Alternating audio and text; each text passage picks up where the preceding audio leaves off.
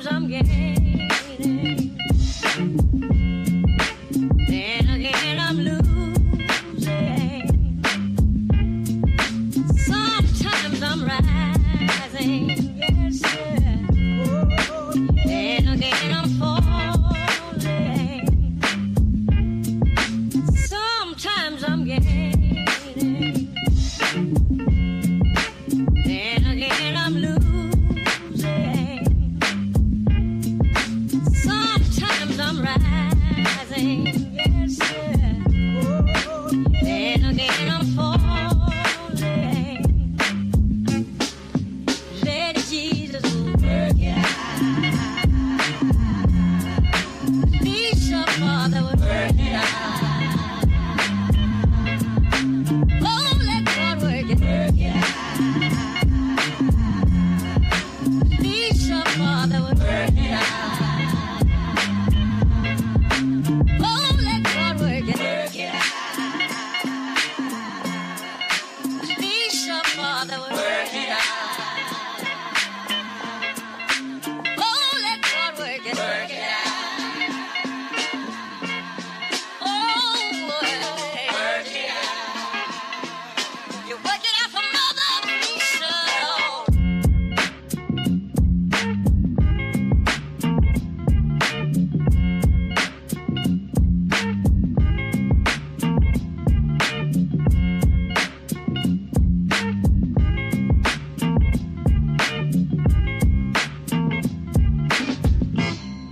Sometimes I'm gaining, then again I'm losing. Sometimes I'm rising, yes sir. Then again I'm falling. Sometimes I'm gaining, then again I'm losing.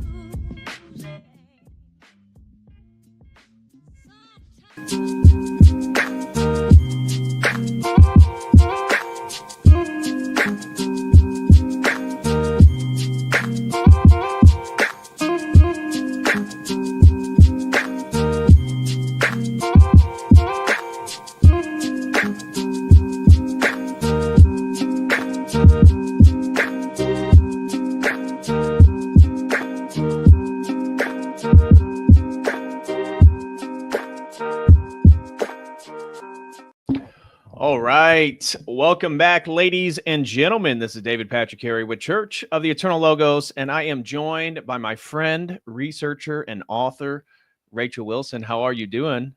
Hello, Patrick. I'm so happy to be back. Thank you for having me back again. I know I've been gone for a little while, taking care of some things. It has been a while, but we're so thankful that you now have some free time and we can create a little bit of content. And today should be a fun one. We're going to be talking a little bit about cautionary tales and historical examples of simping. And it actually is something that's common among some of the more powerful men of history. And one in particular, which I think we're going to ask, is he the ultimate simp of history, is Napoleon Bonaparte. So we'll be getting into a little bit of that. But this was a topic you mentioned that you had some free time, and we've been wanting to stream. I think it's been months, the last few months. So you reached out and said you finally had some free time. I said, great. What were some topics that maybe you wanted to chat, and you came up with this one. I thought, oh wow, this is fantastic. So you want to maybe introduce what the topic, and you had already been doing a little bit of preliminary research on it. How did that come up? Well, I actually did a stream with Pearl like a year and a half ago on this, and when she got demonetized, that one is one of the ones that got taken down. It may be up somewhere on her Audacity network, I'm not sure, but I think some of her content was lost to the ages. So I had a bunch of the notes from it, and I thought it'd be great to revisit this with somebody who also has some historical knowledge and some theological knowledge on it. We could really kind of dig into it and do something more meaningful with it. So we're going to go over a few of the historical examples. And I think it's an interesting topic because I think people believe this is a new phenomenon because of feminism. I would say there's certainly like an epidemic of it going on right now because we have things like OnlyFans and Instagram models and models. I object to calling them models, but the fact that any girl can now jump on the internet and sell or show pictures of herself in bikinis or skimpy underwear or less. And the simp industrial complex just engages, right? And it kicks in and it's like a machine now with the internet. And you'll find this out too if you ever dare disparage one of these ladies of the evening, that the simps will come out in full force and attack you like a bunch of little goblins for disparaging milady. So it's certainly a big problem now, but it's something that we can go back to the book of Judges or even the book of Genesis and see. We can go back, in history and see that for powerful men, there comes a little bit of baggage with that because certain types of women are attracted to power and status, and they tend to cause problems. Father Moses McPherson got in a little bit of trouble with his video about the hot holy matrix, which I actually thought was fantastic. Yeah, I thought it was a good video. And was spot on. I know certain people got very offended over it. It was the usual suspects, but I think there is this thing. It's not to say that beautiful women can't be holy, but it is to say that men need to be a little bit careful with certain types of women who, when they're very beautiful and very attractive, they find that they can have power and influence over powerful men or over regular men or both. So it'll be fun to take a look back in time and see that some things, really are eternal problems. There's nothing new under the sun. Right. And so I think before we begin the conversation, it's important to always define your terms, right? So for anybody who may be listening and hearing about simps, simping, all this different stuff, they may be asking, well, what exactly are they talking about?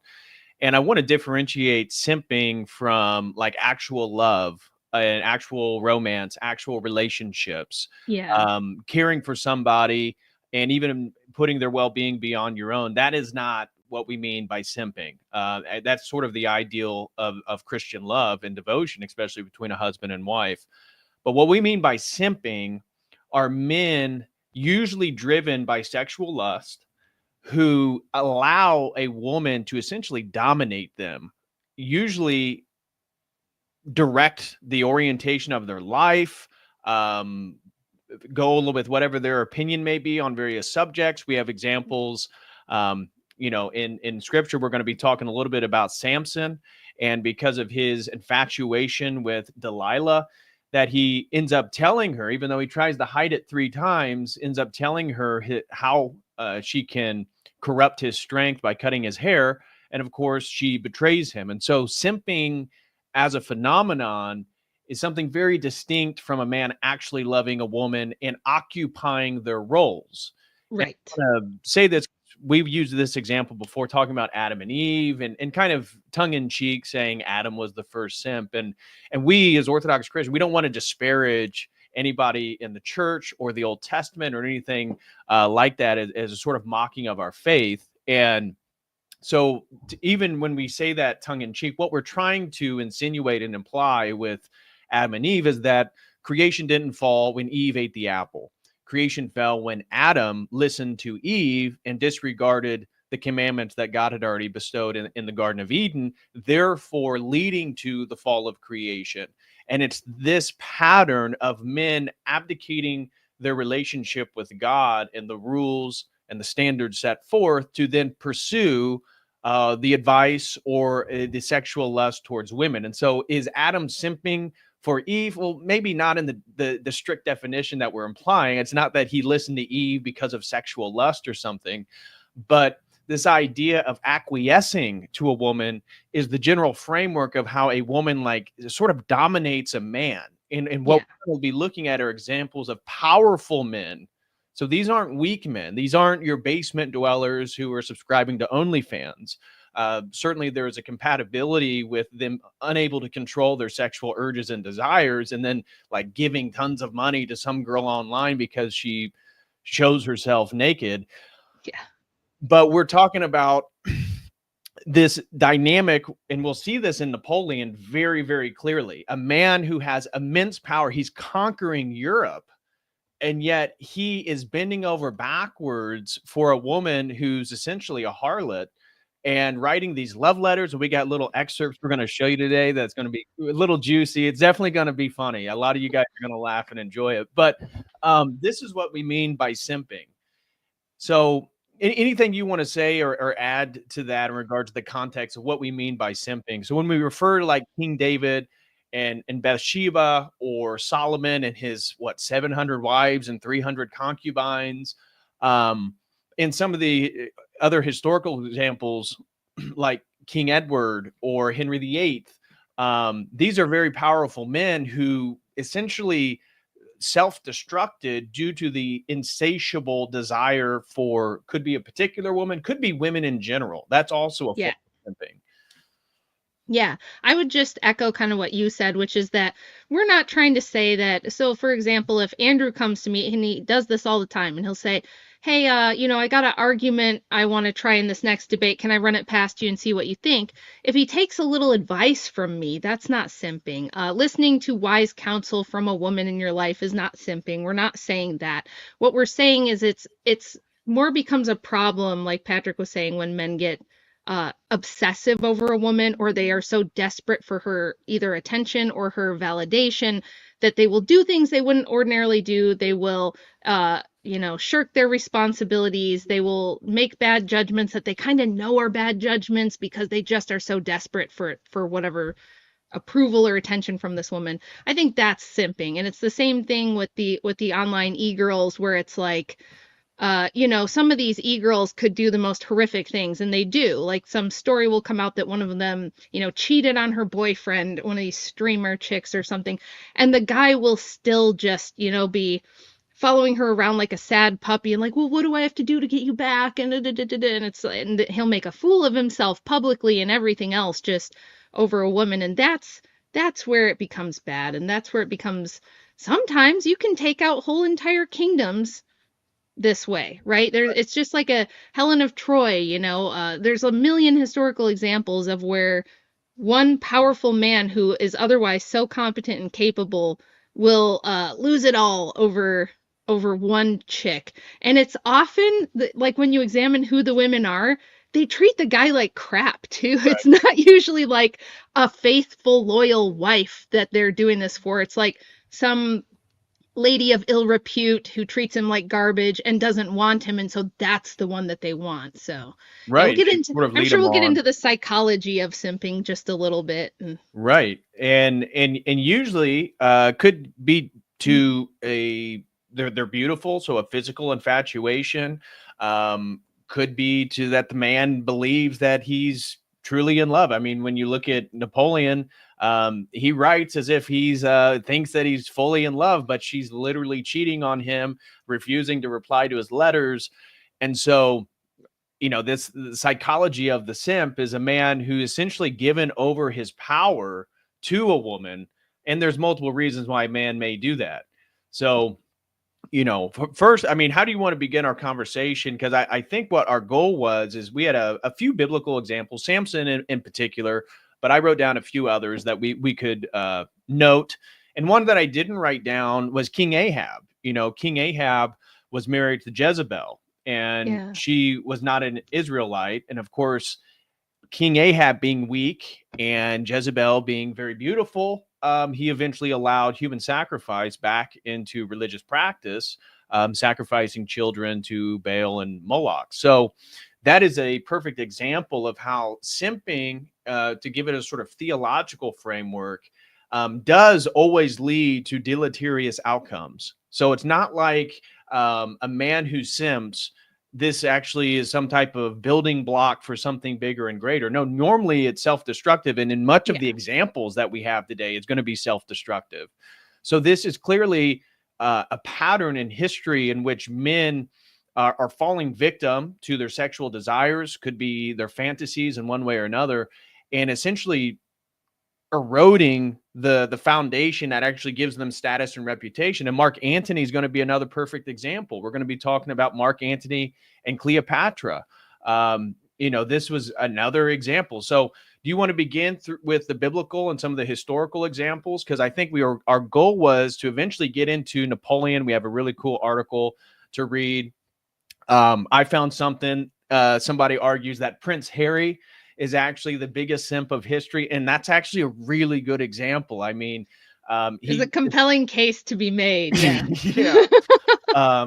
Especially like, aren't they like not living together? I thought the rumor is like their own relationships kind of on the edge right now, and I believe he gave up his status within the royal family for her, and so then they moved to the United States, and then apparently he's been harassed and heckled by some Americans who see him out in public, so he's not getting royal treatment here in the United States.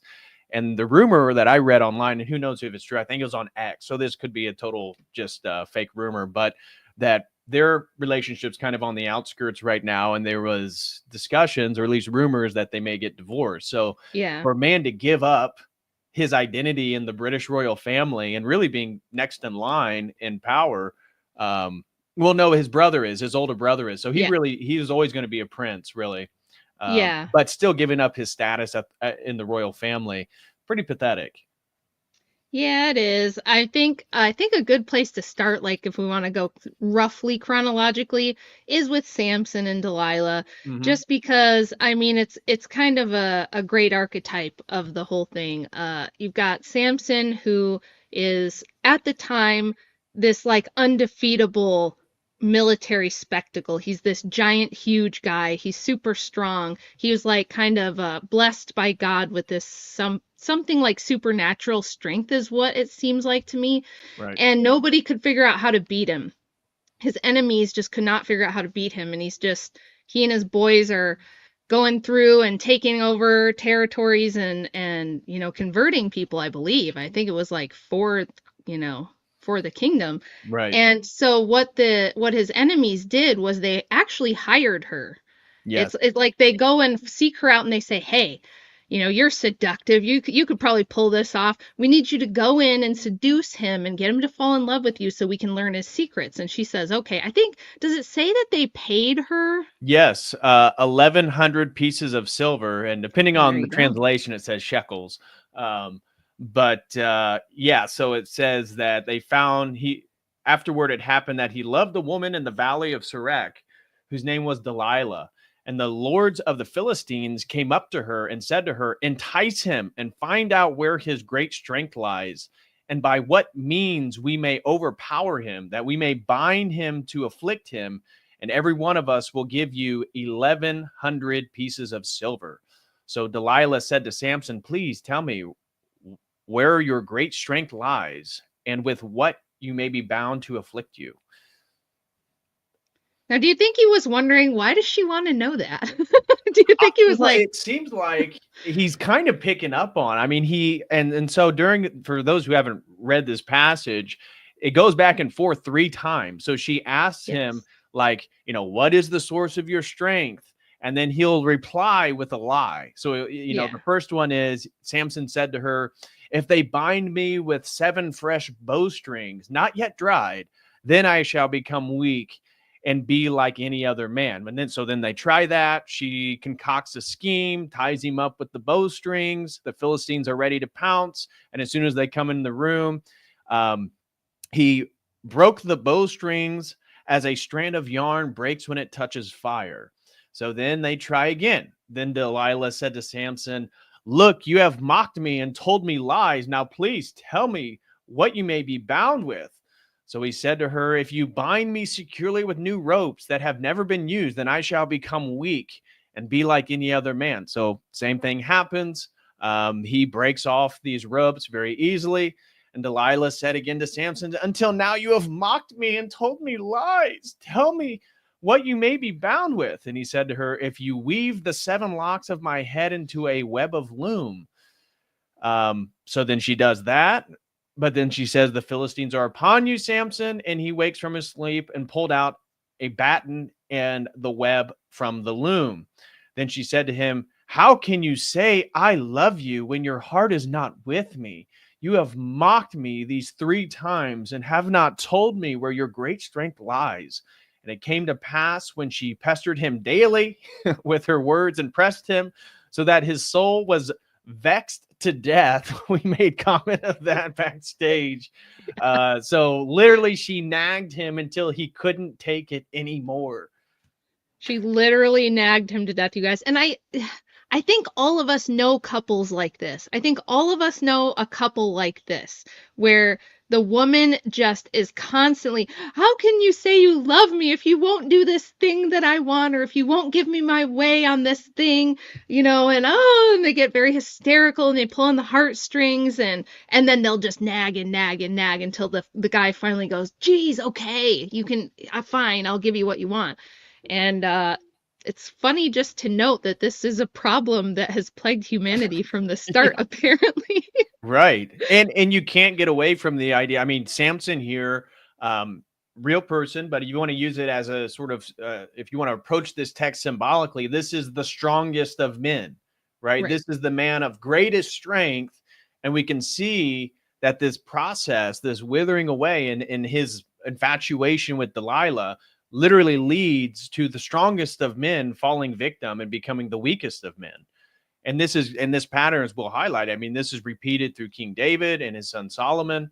So we can see this throughout scripture.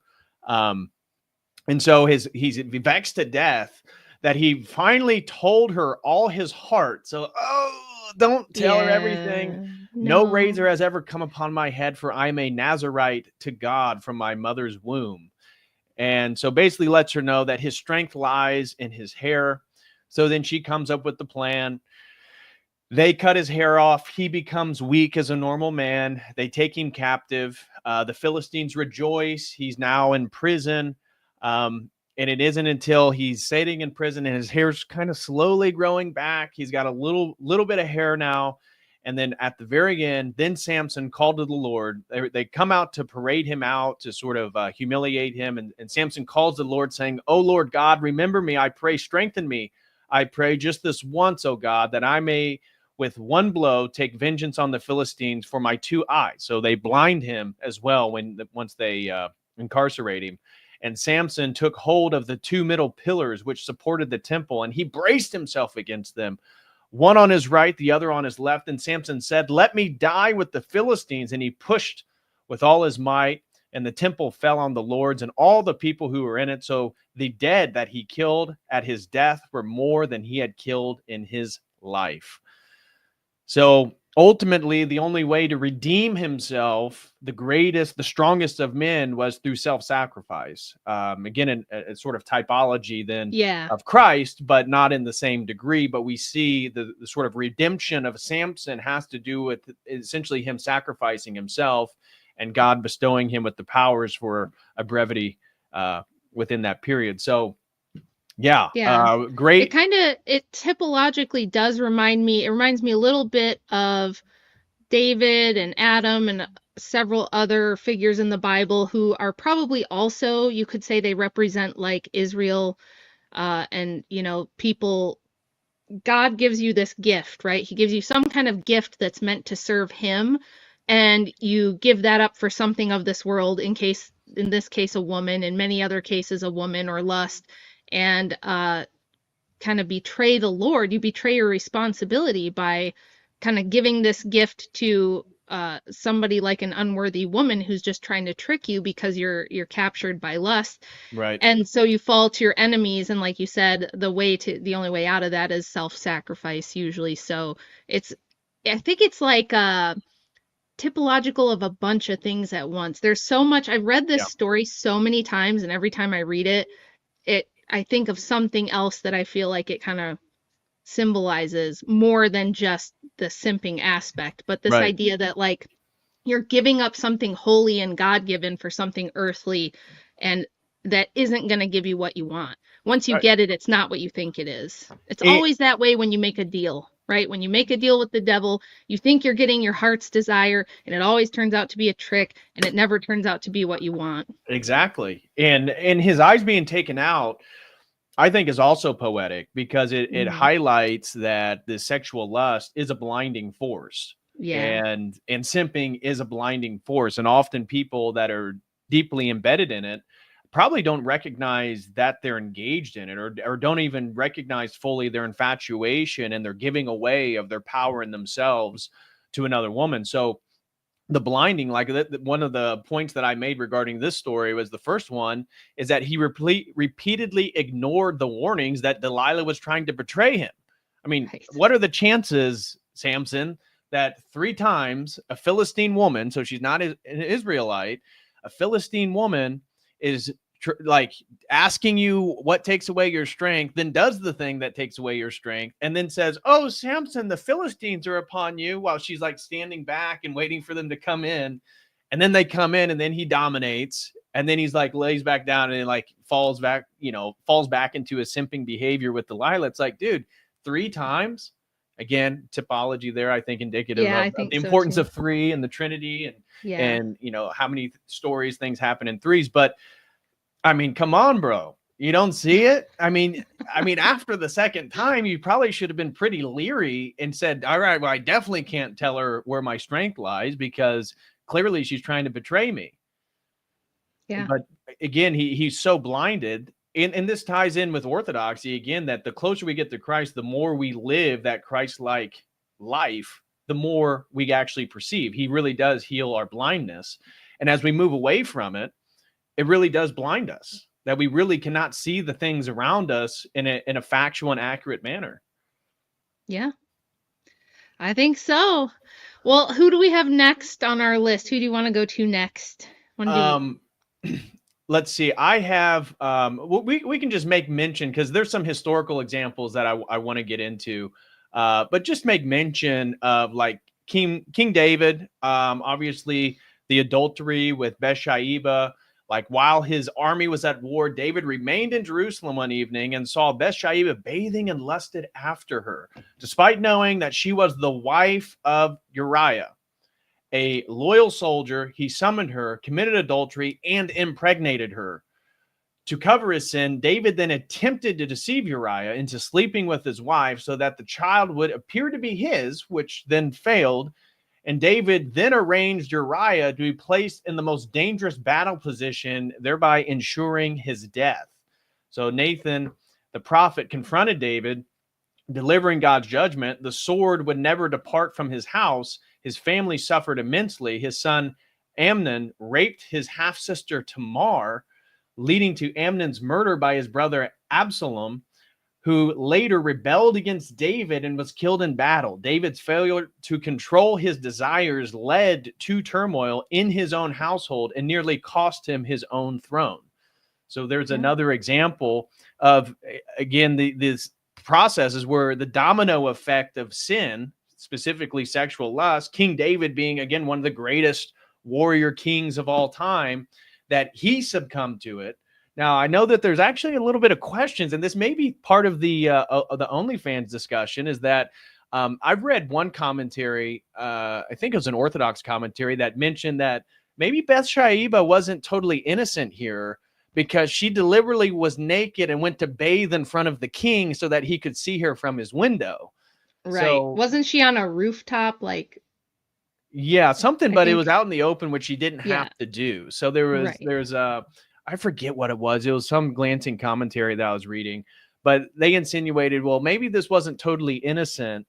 Certainly David couldn't control himself, but the woman may have played some part by like literally exposing herself nude in a way in which the king may be able to take a little glancy poo. Oh, she would never do that. Women are born with halos. They're perfect angels until a man corrupts them. She would never. Right. And then I mean, Go ahead. it tells you a little bit about the temptation for women too, right? And I've talked about this so much, and with you, I've talked about it a lot. How women, when we have our youth and our beauty, it's extremely tempting for us not to use it. It's like having a magic wand that can get you pretty much anything you want, and then you're told not to use it, right? Kind of like remember the TV show Bewitched, where Samantha, in order to marry her husband, he says, none of your witchcraft, you can't use any of that. You have to like do the housework the old-fashioned way, and you have to deal with problems like a normal person, and it's so tempting for her not to use her magic. And I think it's like that's the temptation for women, right? Is like we can have this undue influence over men that we kind of know is sneaky, and we kind of know that it's not really right to do that to a man, but because we can't use force, or because we don't naturally ascend to the throne of power or something like that, it's very easy to use that instead to get what you want, to get your way, to get things for yourself. Usually is the downfall for the woman too. Right. Ultimately, it doesn't often work out well for the woman. We'll see that in a couple of my examples too coming up. Right, but that leverage, I think that's a great point. Even equating it with a sort of magic. I mean, there's other commentaries I've read that have talked about women's makeup as a form of magic, because it manipulates the perception of men, it manipulates the senses. And so this is a way to sort of inoculate themselves and manipulate men in a general direction towards the way that they want. And so I do think that is a really good point about the ways in which women can establish leverage, and how men controlling themselves is the only way to guard yourself against that leverage. And once you fall victim to that game, and you're so focused on the hottest baddie, the Instagram baddie, that that's the language of the kids, guys, language of the kids. Right. But that whole mentality is something in which is going to be corrosive, one, to the dynamic of the relationship, but as we'll see in multiple of these examples, you give somebody, for example, isn't it like Napoleon's second wife ends up, she's the Princess of Austria. We'll talk a little bit more about this. But once he loses in war, she leaves him and she goes and then gets with another high profile guy. So if your focus is on like the hottest baddie and the next girl you can get, well, you see, you've already participated in a dynamic, in a game in which you are yourself entirely replaceable, because it's really just about garnering the intention of a man with resources. And therefore, it really doesn't matter if it's you or somebody else. It's about the resources and the intention that they want, that then validates who they are. Yeah, and I know that probably a lot of you guys in the audience are not fans of the Whatever podcast. Believe me, I understand. I totally get it. Even Andrew has stepped back because it was actually starting to, he said this on live on stream, so he wouldn't mind me sharing this again, but he said it was starting to eat away at him spiritually, having to listen to like some of the awful things that are told on that podcast and having to debate some really awful people on there. But I do think that it's important. I do think the show, like culturally, is going to end up being very important. And it's because it gives you a window into the mind of a young woman who is doing this. And especially in this day and age, they're very proud of it. So they have no problem telling you exactly. Like they'll open right up and tell you. And I've talked to many of them, and they'll say, oh yeah, I've drained guys' bank accounts. I've ruined their marriages. I've destroyed people's lives, but it's their fault because, they're simping for me. And if they can't handle it and they're weak, then they deserve to get taken advantage of, and they deserve to have their bank account drained by me. And they don't see, I just debated a girl on MDD, modern day debate, about, OnlyFans. And I got her to admit, and this was so important to me, to get her to say this so that the young men watching, because MDD has a very male skewed audience, it's like 90% young men that watch that channel, to get them to listen to this woman from her own mouth say she hates and detests the people who pay for her extravagant lifestyle. Right. Yeah, I let them pay me, but I can't stand them. They deserve it. I see them as scum. I don't think of them as human beings. I think of them as wallets. Like, she just came right out and said it. She had no problem saying she did not care about, getting some of these really young guys that start seeing this content at a very young age, and they get kind of addicted or hooked on it, and they can't find girlfriends IRL because of all the stuff that's going on with dating apps and because of the corn addiction stuff. And I brought this up to her and I said, it's so much harm that you're causing. And you're like this harm utilitarian, right? This is supposedly your worldview, that you're not doing harm. And I'm like, you're obviously doing harm. Do you not see that you're doing harm? And she said, well, I don't care about that harm because I don't care about those people because they're simps and they deserve it and they're scum and I'm better than them. Then this is oftentimes the attitudes of these women. And it's what using and abusing that power will do. I feel like it breaks them down and turns them into like almost something you can almost see them start to become like lose their humanity. They're like losing what makes them humans because they're so drunk on this power that they have where they can just chat up a guy and get $2,000 deposited to their bank account for calling him a simp, and they'll pay her to do that. Right. I think it does something horrible, and that's why people are like, why are you always arguing with these women? Why do you always argue with them? And it's because I think that what they've been told that OnlyFans and using your sexuality is empowerment, and that this is what it means to be a woman, and this is what femininity is. It takes away any chance for them to learn humility or to repent. If you are constantly told that you're a goddess, you're perfect, you're gorgeous, you're beautiful just the way you are, there's no need for you to ever change, and that, you know, these men deserve what you're doing to them. Right. Why would they ever come to Christ? Why would they ever learn humility? Why would they ever repent of this behavior? And it really can do horrible things to the women and to the men. Right. So I feel like as one of the few women who is willing to break rank with the sisterhood and challenge this bullshit, frankly, that Right. I feel compelled that I need to do it. So Right. if people are wondering why and they're thinking that I'm just clout chasing, no, I want to challenge these ideas and these, you know, this crap that's taught to women that makes them feel so justified in doing horrible things to men Right. based on their sexuality. So just wanted to throw that Well, in there. related to that point, this is why I think that it's apropos that some people have used the term the Jezebel spirit to sort of define this mentality of women, because as we just mentioned, Jezebel convinced her weak beta male husband, King Ahab, to condone human sacrifice. Now, I'm not saying the Jezebels of today are directly committing human sacrifice, although we can talk about abortion and that being tied with this sort of promiscuity and culture. I mean, yesterday I was doing a news stream and I highlighted this post that kind of went viral on X, and this was a Canadian woman. So somebody posted about the size. It was a very beautiful house. It was like $570 some thousand in Texas. And he said, you know, because this discussion about Canada being the 51st state is called tensions between the two nations, and showing that, look what we can buy in America. Like the beauty of this home, where Canada is experiencing a massive housing crisis. And this woman responded, and it was going viral, beautiful house, but can my daughter get an abortion? Or what she reframed as reproductive. Right. Does she get reproductive care? No, thanks. I'll stay in Canada. And it's like the idea that being able to afford a really beautiful home is secondary to a child being able to not have consequences based on promiscuous sex. So my point about the Jezebel spirit is it maybe in some regards it actually does lead to direct human sacrifice, but it certainly is sacrificial of the correct and appropriate dynamic between men and women. And then you have all these disaffected men who maybe at one point or another in their teens or early 20s become a simp, sending money to an OnlyFans chick.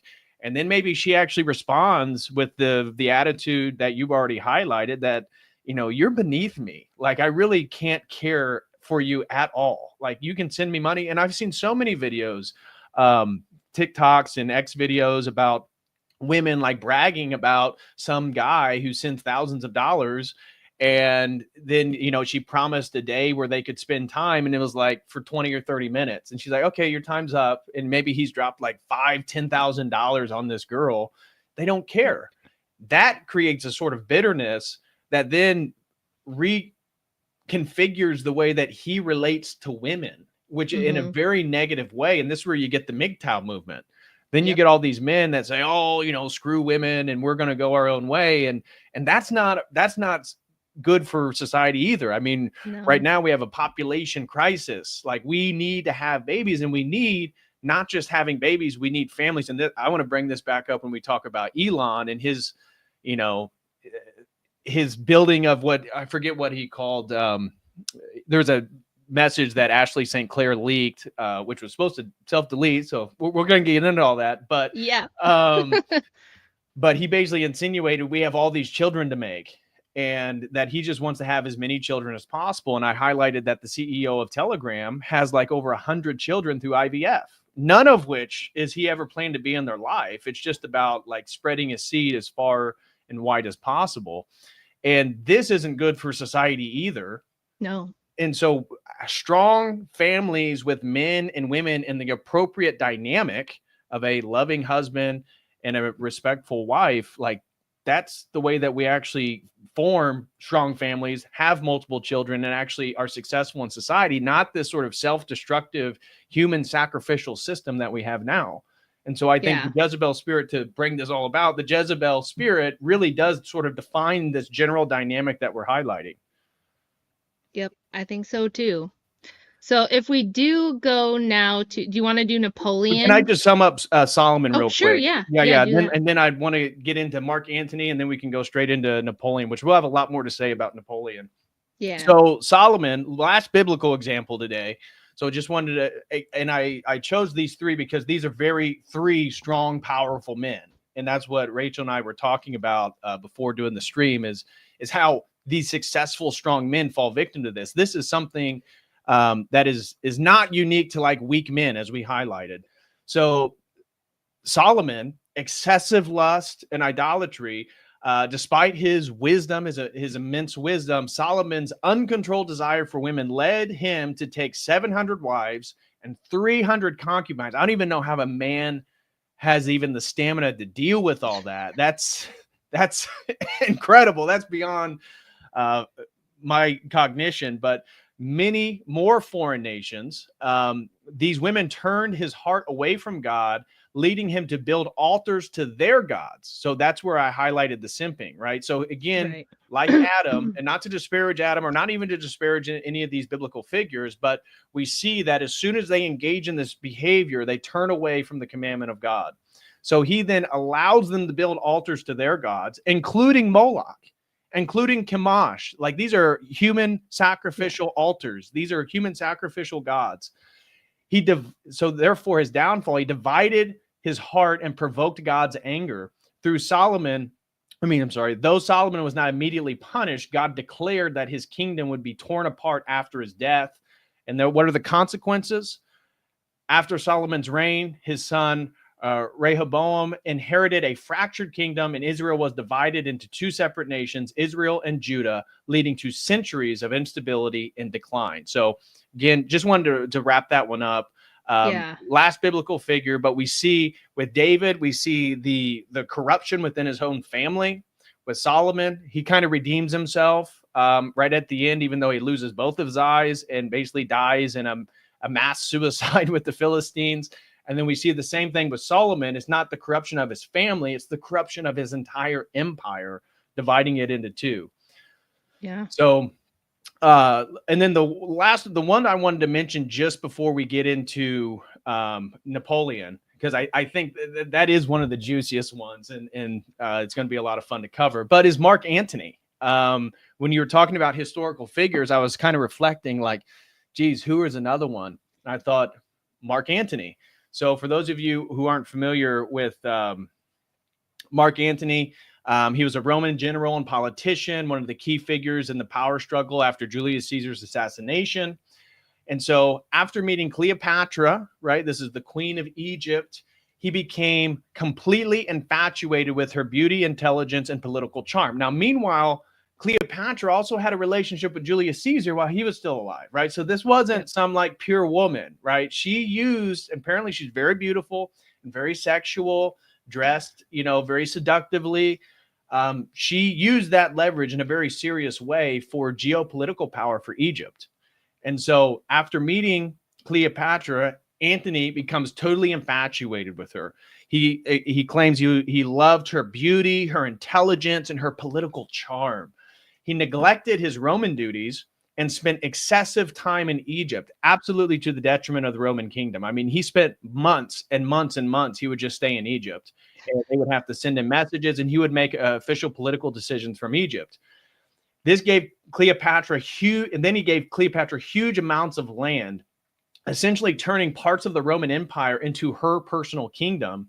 He ignored, and this is, again, the ultimate sin here, ignored his Roman wife. The dude was married during this whole time to Octavia, the sister of Octavian, Augustus, who's going to, if you're familiar with Roman history, then becomes emperor, which caused a political scandal and alienated him from Rome.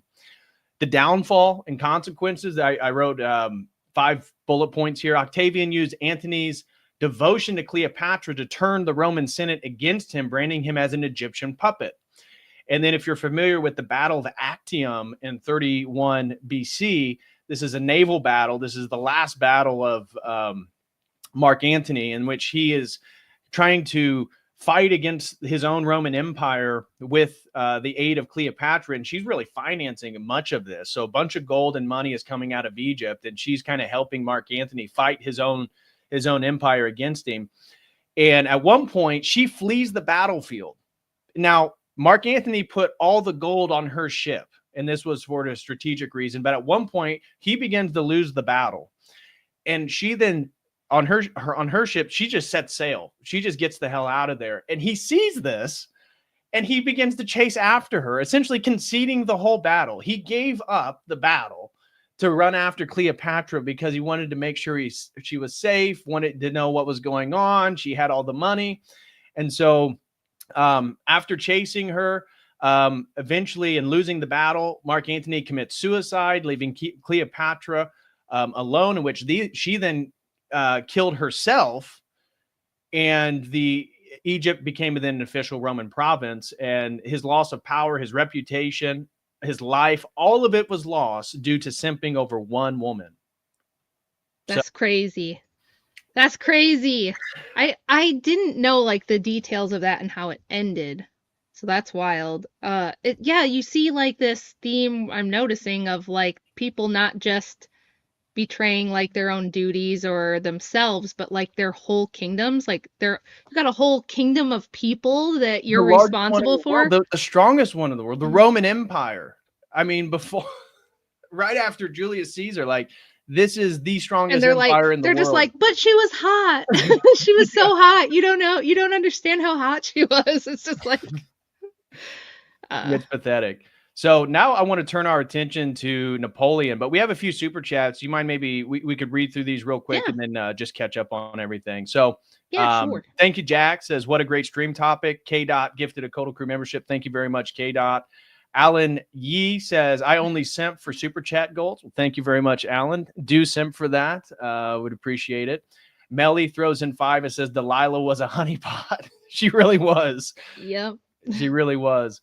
I ponder upon the trap with ambition. Says, does the Bible itself offer any clues to whether it is symbolic or historical language, or do we only rely on the Holy Fathers for that? Well, the difference between the literal and the symbolic is the difference between the Antiochian and the Alexandrian school. This is something that John Meyendorff speaks about, Father John Meyendorff, in Byzantine theology. So we don't actually privilege one over the other. So something can be literal, like you could see an actual event occur before your eyes, and still there's symbolic ramifications from what occurs. So we don't privilege one or the other. And in regards to the inside of Scripture and tradition, we absolutely appeal to the Holy Fathers. And then Frankie D says, Rachel, good to see you. My favorite DPH streams are your guest appearances. God bless. Aw, thanks, I'm a Frankie historical D. simp man. But simping doesn't pay. That is true. And Kobo throws in 25 RON. The problem with these women is also trauma. They were used and dumped by Chad, and they think they are entitled to hating all men. I would say that's true for some of them, but I've listened to some of these girls on OnlyFans, and some of them never even got dumped or never had a real relationship. And so I would certainly say that's true for some of these women. And the trauma can also lead to like prostitution and things like that, which certainly isn't, ultimately it's degrading to the woman, and they've kind of repackaged it as feminism as a sort of empowerment. But certainly true for some, not for all, but a good point. Frankie D says, simping is not a victimless crime. The social cost to society build over time. Pretty soon you are paying $10 for an egg carton. Yeah. Simping never pays. And Kobo sends in one last one, says, after Actium, they say Mark Antony didn't speak to Cleopatra for 3 days. Oh, poor guy. Oh, wow. I bet she really learned her lesson that he didn't speak to her for 3 days. Right. All right. So now I want to you want to introduce Napoleon, because this was something that you were looking at, and you sent me this this article here, which is absolutely hilarious and tragic at the exact same time. Yeah. So poor Emperor Napoleon. So we'll talk just a bit about Josephine's backstory and who she was, because probably a lot of people don't know that. They probably know more about Napoleon. And Josephine was nobody super important. She got married, as a teenager, as was, pretty common back then, to a guy who had some noble rank, and she wasn't a big fan of him either. You'll notice that she didn't really seem to be super into any of the men she was with. She seemed to mostly view them as a way to get things she wanted. So her first husband, she did have 3 children with him, or maybe it was 2, but he was having affairs. And this is partially an aristocrat problem, right? Because it's a lot of times wealthy, powerful men of this period, they had wives, but they always had side chicks too. And that's still a thing that happens to this day as well. And she was not having it. A lot of women put up with it back then, but she really thought she shouldn't have to deal with it.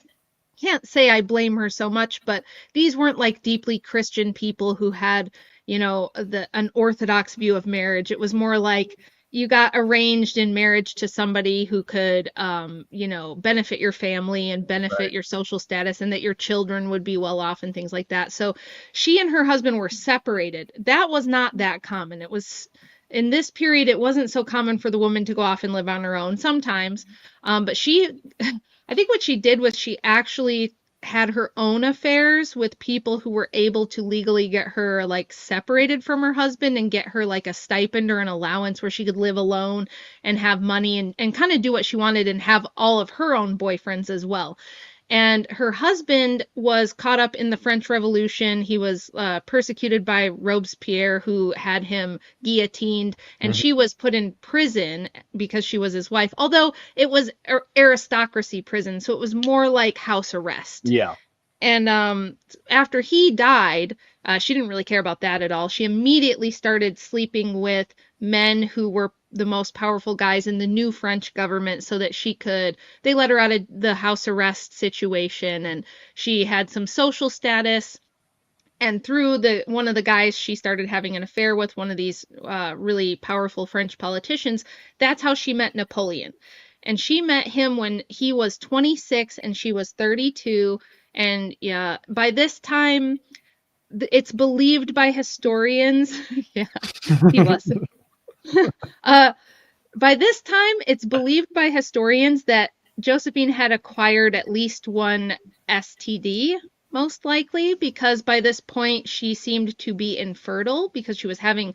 It could have been through multiple aborts. It could have been through an STD. Nobody's sure, but historians think that one way or the other, she lost her fertility through the promiscuity. And remember, this is the French Revolution. And if you've read my book about the feminists and the women involved in the French Revolution, it was one giant orgy. These people were all very degenerate folks.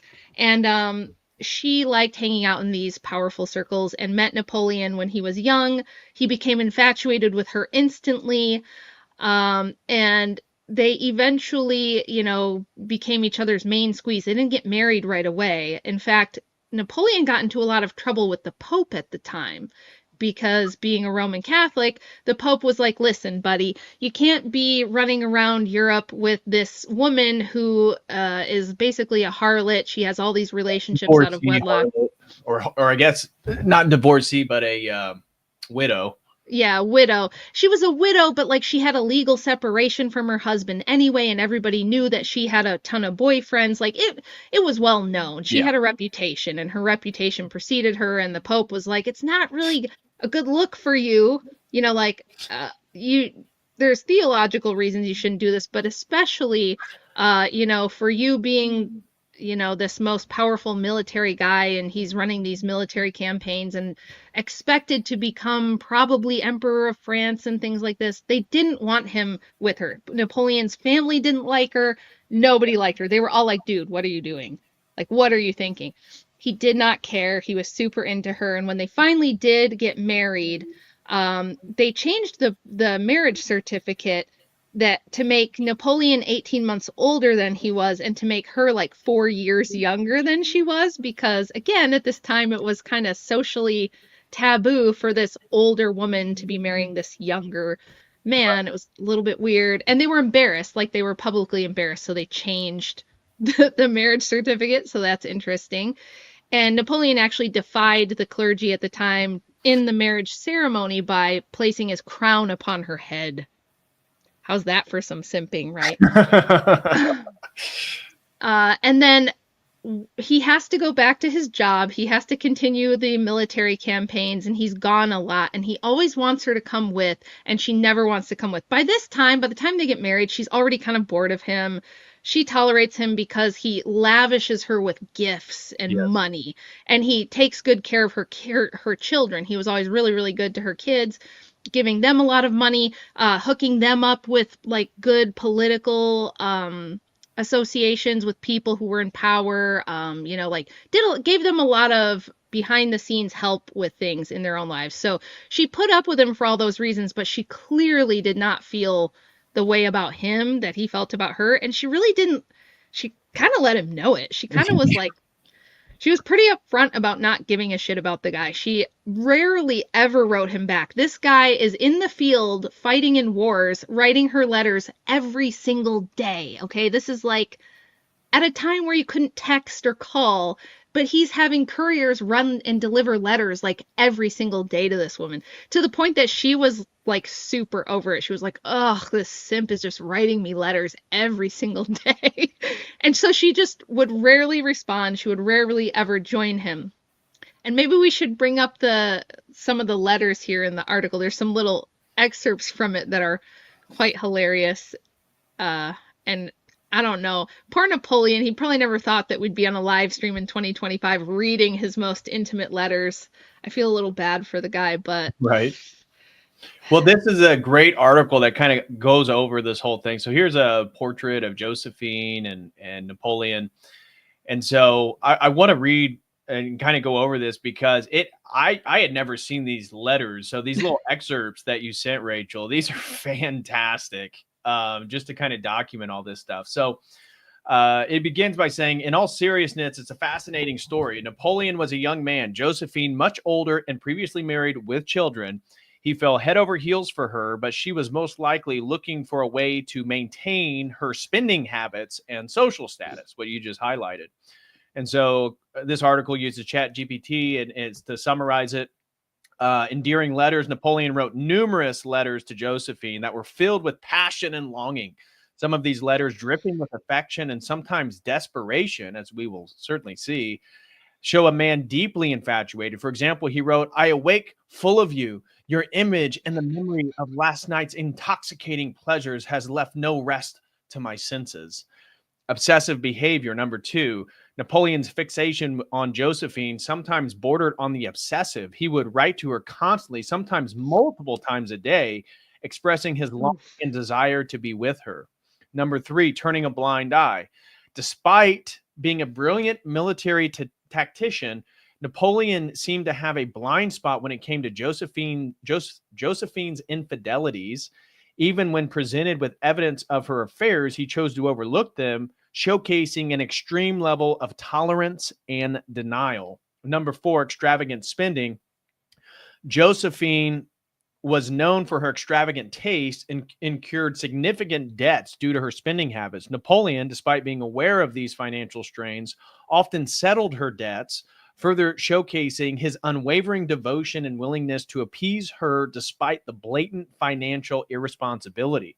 Number 5, emotion over strategy. There are claims that Napoleon's emotional turmoil over Josephine might have affected his military decisions. His anguish over her rumored infidelity might have clouded his judgment during crucial military campaigns. And then reluctance, number 6, to end the relationship. despite the political and personal pressures to produce an heir and Josephine's inability to do so. Napoleon hesitated for years to end the relationship. When he finally did decide to divorce her, it was deeply emotional and public affair, with both of them declaring enduring love for each other forever in his heart. Even after their divorce and his subsequent marriage to Marie Louise, Napoleon continued to hold a flame for Josephine. On his deathbed, it said that one of his last words was Josephine. So any comment on some of those overviews? It kind of just encapsulates everything that you just said. Yeah, I mean, a lot of this, when it says obsessive behavior, it does. It sounds almost like on a demonic level of like, this man is meant for great things. He's tasked with greatness, and he is being irresponsible and not focusing on where his focus needs to be, because he's just like obsessive about this one woman who doesn't really give a shit about him, doesn't care about him, isn't there having his back, isn't there being loyal, isn't supporting his mission whatsoever, is almost flaunting in his face the fact that she has multiple other boyfriends, that she doesn't give a shit about spending all his money, that she doesn't care if he's on a military campaign and misses her and wants, her to be there to support. She doesn't care about any of that. And it's just typical and reflects the pattern that we're seeing in these stories. Right. And, the humiliation, that's one of the things that I think is so interesting about this story, is that while Napoleon is literally conquering all of Europe, taking down the biggest monarchies, he is being publicly humiliated. And at one point, one of these letters gets brought before it gets caught by the British, and they actually like make it public. They publish it in like public newspapers. And so in Britain, but all across Europe, and especially within France, like, it was humiliating for Napoleon for everybody to know like how he felt and what was going on with Josephine. And the rumors of her infidelity were like infamous. Like, everybody knew. Yeah. And yet he still wouldn't put an end to it. And he didn't stop sending these letters, as we'll see, even when it became apparent. And he'll say, "Oh, I detest you." And then like a few sentences later, talk about how he can't wait to hold her and he's going to give her 1,000,000 hot kisses. It's like, and then she never responds, By the way, it's also rumored, like historians believe, that Josephine, she had some kind of dental problem with her teeth, where her teeth were just practically like rotted out of her head. That's why there's no pictures of her with her mouth open, and she would speak like this when she spoke. So not some kind of like super hottie. I don't know what, I'm guessing it was that. It sounds to me from the letters like Napoleon may have been like not super sexually inexperienced, but somewhat less experienced than her, and that she was into some wild stuff from her, French Revolutionary orgy days and whatnot, and that she kind of like bewitched him with whatever bedroom shenanigans that he was into. That's kind of what it sounds like to me. So it's a little weird. Yeah, exactly. She left bro on red. She totally did. Okay, Patrick, you have to read because it has to be in a guy's voice. We have to hear what it sounds like when one of the most powerful men on earth, who is conquering nations, is writing simp letters. Oh no, I want to read these because they're hilarious. So I'm sure everybody's going to enjoy this. So let's get into this next section. It says, here are a few Napoleon's hundreds of letters to Josephine, which she often didn't bother responding to, or responded to briefly and neutrally. So when she did respond, she certainly wasn't sending him the affection he was sending her. She just texted him back with like K. Yeah, exactly. Yeah, one letter. Exactly. K. So days after Napoleon and Josephine were married, Napoleon left to command the French army near Italy. Throughout the following months, he begged her to join him in Milan for their honeymoon. And so here is a portion of the letter, April 1796. It says, I have your letters of the 16th and 21st. There are many days when you don't write. What do you do then? No, my darling, I am not jealous, but sometimes worried. Come soon. I warn you. If you delay, you will find me ill. Fatigue and your absence are too much. Your letters are the joy of my days, and my days of happiness are not many. Janot is bringing 22 flags to Paris. You must come back with me. You understand? Hopeless sorrow, inconsolable misery, sadness without end. If I am so unhappy as to see him return alone, adorable friend, he will see you. He will breathe in your temple. Perhaps you will even grant him the unique and perfect favor of kissing your cheek. And I shall be alone and far, far away. But you are coming, aren't you? You are going to be here besides me, in my arms, on my breast, on my mouth. Take wing and come, come. Kiss, a kiss on your heart, and one much lower down, much lower. Lord have mercy.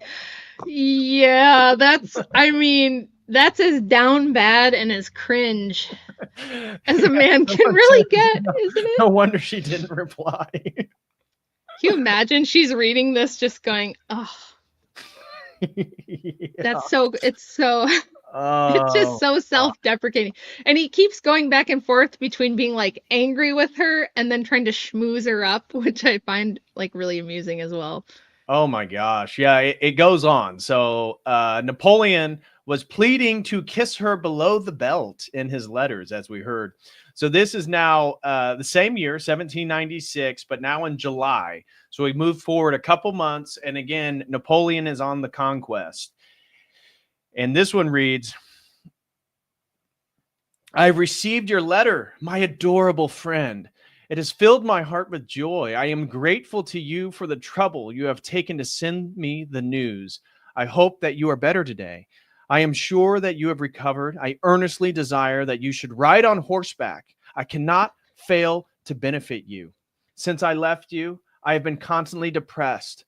My happiness is to be near you. Incessantly, I live over in my memory your caresses, your tears, your affectionate solicitude. The charms of your incomparable Josephine kindle continually a burning and a glowing flame in my heart. When, free from all solicitude, all harassing care, shall I be able to pass all my time with you, having only to love you, and to think only of the happiness of so saying, and of proving it to you? I will send you your horse, but I hope you will soon join me. I thought I loved that, quote, love comes. Hold on, I missed that. I thought that I loved you months ago, but since my separation from you, I feel that I love you 1,000-fold more. Each day since I knew you, have I adored you, yet more and more. This proved the maximum of Bruyere. I don't know. It's some French word. I'm not sure what that is. That love comes all of a sudden to be false. Everything in nature has its own course and different degrees of growth. I entrust you to permit me to see some of your faults. Be less beautiful, less gracious, less affectionate, less good, especially be not over anxious, and never weep. Your tears rob me of reason and inflame my blood. Believe me, it is not in my power to have a single thought which is not of thee, or a wish I could not reveal to thee. Seek repose. Quickly reestablish your health. Come and join me, that at least before death we may be able to say, we were many days happy, 1,000 kisses, and even one to Fortuna, notwithstanding his spitefulness. Bonaparte. My goodness. He's like, baby, please get on the horse. She's like, oh, I think it's funny because she was like, oh, I've been sick. And Yeah, he's like, I think I'm going to die, Napoleon. Yeah, you should probably move on. You should probably, find someone else. And he's just like, oh, you have to get better and get on that horse, baby, and ride over here because I just miss you so much. And it's like, I love the chat comments, by the way. I knew the chat would not fail me on this. Where somebody said, I hope you're doing better today. And she was like, not after reading all that. It's yeah. And this one says, then she read the letters out loud to her boyfriend and they laughed. Probably. It's what it sounds like. Napoleon got very upset because he was brought evidence and proof of her having an affair with this handsome, younger. She had a thing for younger guys. Yeah, she did. Handsome he was a young military mischievous cougar. officer. Yeah, some guy named Hippolyte Charles. And so he hated this guy. He was like super jealous. I hated the guy, was mad at him. They had beef, you might say. So she probably was like reading these out loud to her boyfriends and they were laughing. Wouldn't surprise me. Yeah. So clearly he demonstrates that he is emotionally dependent on her and put her on an enormous pedestal. Yeah. Then another letter that same day. So this is also dated July 17th, the same day as the other letter. So this is one of the days where he's writing multiple letters in a time in which, again, communication took days. So the fact that he's just sitting there while at war, writing multiple letters to Josephine, who's getting no response from. Can you imagine his generals and stuff around him were probably like, bro, we have stuff to do. Like, we got to get to this war we're fighting right now, dude. Like, come on. They're probably just like talking to each other. Like, can you believe this, guy? This is pathetic. Yeah. So the next one, he writes, I write to you, my beloved one, very often, and you write very little. You are wicked and naughty, very naughty, as much as you are fickle. It is unfaithful so to deceive a poor husband, a tender lover. Ought he to lose all his enjoyments because he is so far away, borne down with toil, fatigue, and hardship? Without his Josephine, without the assurance of her love? What is left him upon earth? What can he do? We had yesterday a very bloody affair. The enemy has lost many men and has been completely beaten. We have taken the whole country around Mantua. Adorable Josephine, one of these nights your door will open with a great noise as a jealous person, and you will find me in your arms, 1,000 loving kisses. Bonaparte. Bro. Yeah. Yeah. Wicked so and as naughty. she barely wrote him back and kept writing, he kept writing emphatically. Shockingly, Josephine was having an affair. Who would have thunk it? So can't believe it. during the first Italian campaign, Napoleon began to hear the rumors that Josephine was being unfaithful to him in his absence. He denied these rumors even to himself, and his letters became even more passionate in response. So now, moving forward the same year, we're in November, he writes, I'm going to bed with my heart full of your adorable image. I cannot wait to give you proofs of my ardent love. How happy I would be if I could assist you at your undressing, the little firm white breast, the adorable face, the hair tied up in a scarf. You know that I will never forget the little visits. You know, the little black forest. I kiss it 1,000 times and wait impatiently for the moment I will be in it. To live within Josephine is to live in the Elysian fields, kisses on your mouth, your eyes, your breasts, everywhere, everywhere. Not the little black forest, Napoleon. No, no. Oh my God. Oh, that's like level 10 simping. That's crazy. Right. So, and this is the gentleman that you were talking about. So while he proclaimed how he wanted to kiss her little black forest 1,000 times, she was getting plowed by Chad. Well, what passes as a Chad in France at any rate, but we can all agree that his epaulettes were enormous. 6 days later, he returned to her apartment in Milan only to find it empty. Josephine had left for Genoa, most probably with an army officer, Hippolyte Charles, with whom she was suspected of having an affair. He waited, Napoleon, 9 days for her to return, but the wait began to arouse his suspicions. Really? It took 9 days? He started to catch on. Good for him. I've been at war for months, and I come back to her apartment. She's not here. What could it be? Everybody's like, bro, she's off with another dude having an affair. So in mid-March 1798, Joseph's brother finally tells Napoleon outright of the rumors surrounding Josephine. Yet when he confronts her, when he confronts her, she denies everything. angrily suggesting that if he believes such lies, he should just divorce her.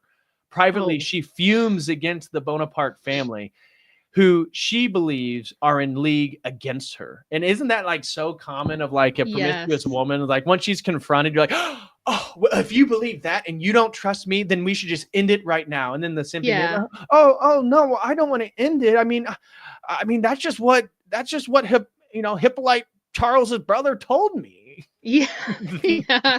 Yeah. And then she's like, oh, it's just your family. They've never liked me and they're just trying to break us up. And because, she needs this guy to still be paying all her bills and getting her out of trouble all the time. And she knows he's just going to have to leave again for long periods and she can run off and do whatever. So exactly. So next letter, we don't have yes, we do. It's 2 years later. So imagine this went on for years. So we're now in mid-March 1798, in which Napoleon's fully confronted about the affairs. So the next section says, I'm going to the country, my dear Hippolyte. Yes, my Hippolyte. My life is a constant torment. Only you can restore me to happiness. Tell me that you love me, that you love only me. I send you 1,000 tender kisses, and I am yours, all yours. Yes, my Hippolyte. They all have my hatred. You alone have my tenderness, my love. They must see how I abhor them from the frightful state I've been in. They see my regrets, my hopelessness at being deprived of seeing you as often as I desire to. Hippolyte, I'll kill myself. Yes, I want to end a life which from now on can only be burdensome to me if I cannot be consecrated to you. So that is Josephine writing to her adulterous lover.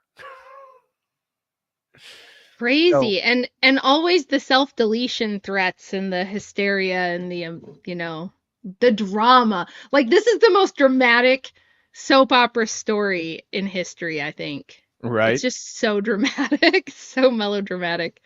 Everybody involved is like, if I can't be with you, I shall just delete myself. Well, but aren't women kind of crazy like that? Like they'll like threaten to kill themselves to like manipulate a man. I mean, I've never been in a relationship like that. I've pretty much stayed away from like massively crazy ladies. But I've heard of friends like being in really toxic relationships where that occurs. Yeah, I mean, everybody kind of knows that there's some drama with destiny going on, and there's been a couple different of the women he's been caught up in these scandalous things with, and they have all done the threats of self-deletion too. And it's like the latest one, the one that's suing him, threatened self-deletion unless he was willing to pay for things, give her money, whatever. There you go. It was very like extortion-y, you know what I mean? And she's like, let's be real. Nobody in the Destiny Coombe circles is like an innocent victim or a good guy. They're all the same type. It's just like these people. Everyone's cheating on everyone. Everyone's lying to everyone. Everyone's sneaky, sharing rumors, sharing videos and pictures with each other without telling the other people. They're all doing it. And then it's like when it doesn't go their way, it's like threats of self-deletion, threats of, like, well, now you have to compensate me or I'm going to sue. And it's such a mess, and I always think this sounds so exhausting. It does. I would be so tired trying to deal with. But I know people in my personal life who are this way, and they mistake this dramatic craziness for passion. Like it feels like love to them. It feels like passion to them to have this like these extremes and this like constantly wondering like, oh, where is she? Is she with him tonight? I'm going to go to her place and see if she's there. I'm going to drive by his place and see if they're there. And they get caught up in like this drama. And I've never been into that. I don't see the appeal. I like a nice, boring, stable home life myself personally.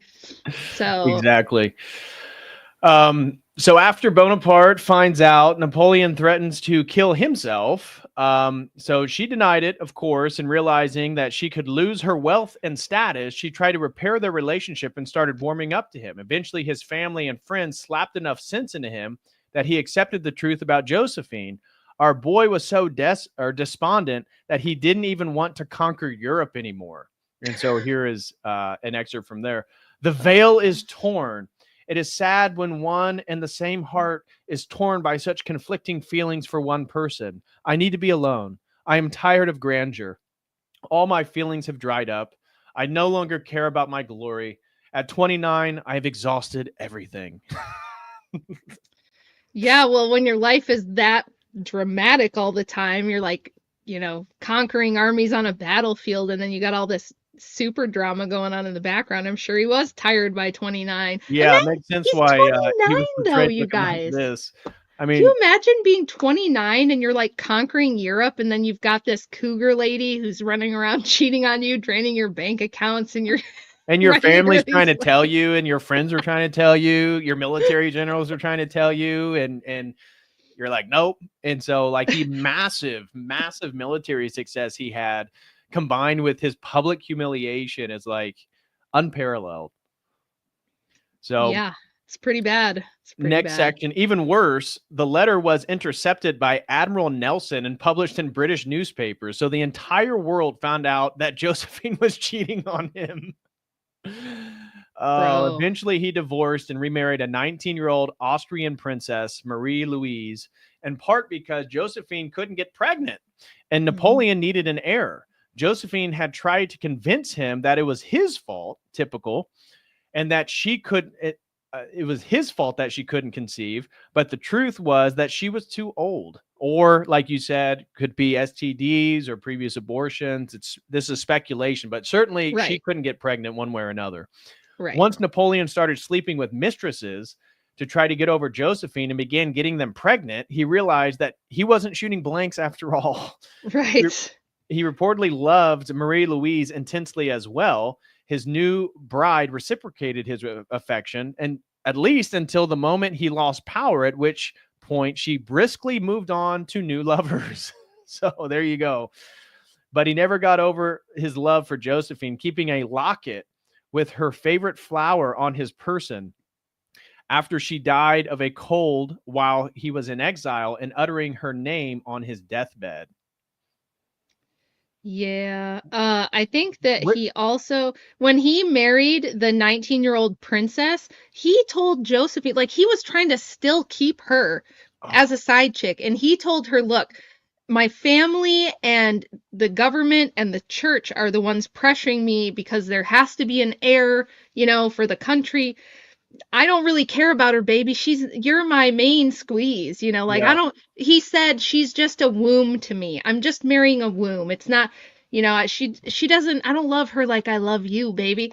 And so they kept this up until Josephine died. Like the thing says, it just never stopped. So even when he had this other 19-year-old who did at least seem to like him back until, of course, he fell out of favor, he was still trying to keep Josephine. He was still lusting after this much older barren woman who was like totally not into him, and it's just so crazy. And I missed my favorite excerpt, so I don't know how I skipped this, but this was one from 1796 in November. This perfectly encapsulates the schizophrenia of, he's so upset about her cheating. He's so upset that she won't respond. And then at the same time, he absolutely loves her. So we read, I don't love you anymore, Josephine. On the contrary, I detest you. You are a vile, mean, beastly slut. You don't write to me at all. You don't love your husband. You don't know how happy your letters make him, and you don't write him 6 lines of nonsense. ... Soon I hope I will be holding you in my arms, and then I will cover you with 1,000,000 hot kisses, burning like the equator. Oh my God. Oh, it's so good. That's like supreme. Can you imagine being like the British army generals and somebody brings you these? They're like, oh, look what we have, and you're reading it. Can you imagine them just laughing at this guy? Oh my God. Well, could you imagine all the European empires and monarchies that are falling to him, and you're aware of this? That would be devastating. You're like, oh my God, this massive degenerate simp is conquering all of us in battle. You know, I haven't made a big deal about this because I'm trying not to take the bait too hard and kick people when they're down really bad. But you might notice that Lauren Southern has not posted to social media in months. And it's partially got to do with the whole like some of the Russiagate stuff where we found out that like Lauren Chen and some of these people from Tenet Media were getting Russian money, whether they knew about it or not, who knows. She's had to testify before Congress about that. But you might remember that Andrew and I were quite viciously made the targets of ruination campaigns by people associated with this group of people, with Lauren Southern, because when she came out a few years ago and she made this video, she sat in the woods with a piece of paper and explained that, you know, her trad marriage didn't work out, and of course it was not her fault. It had nothing to do with her, and she made these outrageous claims that I immediately didn't believe, and all I said on Twitter was, I just don't believe this. It's insane. Because she said, oh, my husband was just he was so cruel that you know, he wanted to divorce me because of my ADHD. And I was like, no man in the history of ever has divorced an attractive woman that he loves because of her ADHD. And she's like, I even got on medication. I got on Vyvanse to try to manage my ADHD, but I just couldn't do anything right, and he just divorced me for no reason. And then she said that she ended up in a homeless encampment defending it from bears with her guns. That she was living in a homeless encampment in the woods defending it from bears with her guns. And I was like, bullshit, obviously. Sorry, but I was just like, I don't believe it. This sounds completely incredulous and very silly and ridiculous. And it seems like she's really trying to get ahead of whatever's about to come out. And everybody got this impression, but you couldn't say it. And why? Why couldn't you say it? Because she was best pals with one Ashley St. Clair, who had all this clout on Twitter and all this clout on X and seemed to have the power to like just have people smited off the platform. And at that time, nobody knew why. And but they were doing. What was this? Late 2023 or early 2024? Early 2020. It was like late spring, summer of 2023, I think. Okay. And all I did was say, I simply don't believe this. It does not make sense to me. It doesn't follow the fact that she's got this pre-scripted, like she's sitting on a log in the woods with a notebook with all these bullet points, trying to like explain why she hasn't told anybody that she's not been married. I've technically been married, but I haven't been married, and it's very complicated. And I was like, it just sounds like she's really trying to get out ahead of whatever is about to come out. And I guess this guy was an intelligence asset or some kind of a high security clearance fed for some government. We don't know which one, I guess. So she said he can't come out and tell his side of the story. And I was like, that's really convenient. And I didn't make a big deal out of it. I just said, I don't believe it. And she starts DMing me with like, you've got to believe me. You've got to believe me, Rachel. And here's what really happened. And you've got to take these tweets down. And I was like, at this time, I only had maybe 30,000 followers or something. I was not some big influential account. So I was like, why does she care so much about my opinion? Why is she all up in my DMs frantically trying to get me to take this down? And being the somewhat naive, good-natured person I like to think I am, I felt bad, and I said, look, all right, it's not my business. It's personal stuff. I don't have a dog in this race at all. I don't really care. I just said it kind of seemed like bullshit to me. So I told her, fine, I'll take down the tweet. We'll leave it alone. We'll just call it truce. I didn't say anything else about that. Then Andrew did a stream with Destiny, and Andrew had suspicions that Lauren Southern and Destiny had an affair together. Ooh. I didn't know anything about this. I don't know why he suspected it. Was there something that teed him into that? Like what clued him into a potential affair with Destiny? You know what? I don't know exactly. I don't remember what it was, but it was something. Andrew is he's like a military officer sometimes. He's very strategic, and based on certain people who were being blacklisted, what certain people were saying about other people, and certain people that were suddenly now coming after me out of the blue, he was like, I think these two are in cahoots. And then, because then what happened was that big scandal where Lauren Southern and Brittany Venti with the help of Destiny, sent Rollo Tomasi. This is so gossipy. I'm so sorry.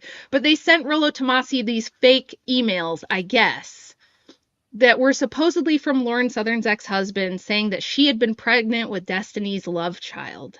Do you remember this? Right. Yeah, I remember And it. Rollo kind of fell for it. And then they said, ha ha, it was all scam. We tricked you, la la la, and took this huge victory lap. And so Andy was in a panel debate with Destiny right after that happened, and he confronted him and he said, did you sleep with Lauren Southern? And he wouldn't deny it. And after that, Andrew got blacklisted from working with Destiny or anybody in DGG for a while. It didn't last, but at the time it was like he's blacklisted, he's persona non grata. And then Brittany Venti started making these awful hit pieces filled with lies and crazy rumors and gossip about us, just trying to destroy us. It was like, we're going to destroy the Wilsons, we're going to take them down. And again, remember at this time, we are not big influencers. We don't have huge audiences or anything like that. I know Andrew does now, but at the time he was kind of up and coming, but he wasn't like some huge person or anything. It was all very bizarre. And now, of course, what has come out, and this is what made me think of it with these letters, is that Andrew had been correct all along. Lauren Southern and Destiny had been having an affair while they were both married to other people. Now, Destiny was in an open marriage, so like, can we even count that? And who really cares? Other than the fact that his wife at the time said, this seems like an affair to me. It seems like an emotional affair that you're having with this girl. She's also this like right-wing media personnel. I'm not comfortable with it. I don't like it. And it was one of the biggest reasons they ended up divorced, I guess. Oh. And now all of these Discord messages have been leaked of Lauren Southern and Destiny sending these Napoleon and Josephine type messages to each other, just the same kind of drippy, simpy stuff. And Lauren Southern going, I'm just so in love with your mind, Stephen. Stephen, your brilliant mind just makes me, soggy in the drawers. And I'm just reading it going, oh my God. Imagine saying Destiny's brilliant mind gets you going. And I'm just like, oh. And she's a pretty girl. And I couldn't, it was the same thing to me. It was like, is he your Josephine or what? Like you're very pretty. You have all this influence. You could have this like huge career and you're over here having an affair with Destiny. Why? It's so crazy. But it was the same type of thing where it was like they both were with someone else and all they wanted was to be with each other, but they couldn't because of politics and the way it looks. And she's very torn because she knows she shouldn't be doing it and it's not right. And it clashes with her values, her traditional values, but she just couldn't stay away from Stephen Bonnell II and his brilliant mind. And I'm just reading this stuff going, ain't that some shit? All this time, it really was exactly what Andrew thought it was, only worse.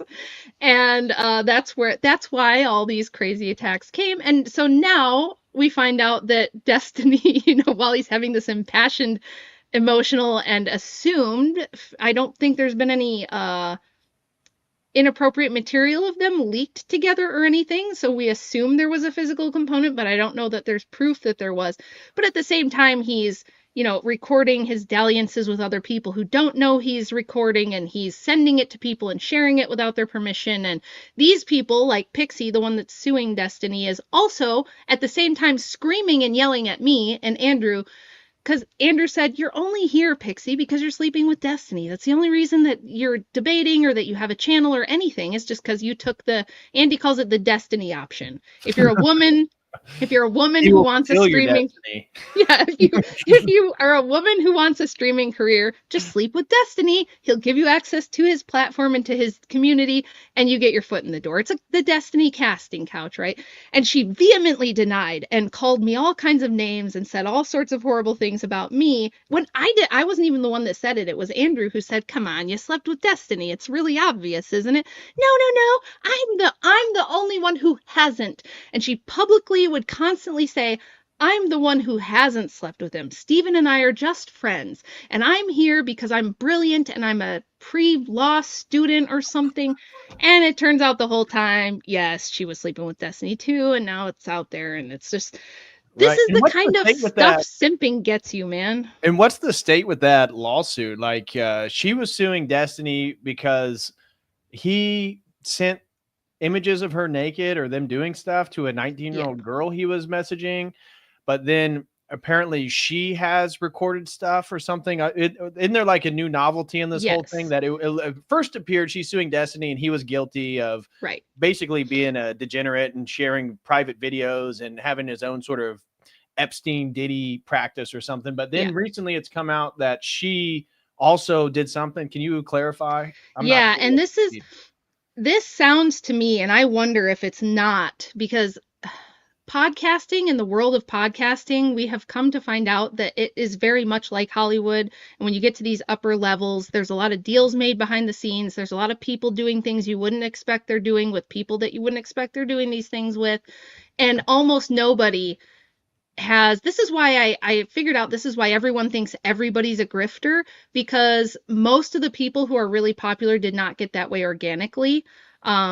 Like Jay has and Andrew has, and there's some people who have just gotten there on merit over time, but a lot of these people are astroturfed. They are like kind of chosen and groomed and promoted by various people in the background who have money and connections, people who are getting like Progressive Victory was a big political action committee that was paying all these streamers like Connor, aka Counterpoints, Brianna Wu, Not So Erudite. Like a lot of these like Destiny orbiters were being paid with Democrat PAC money and being promoted in the algorithm and being promoted on various platforms like Twitch and YouTube.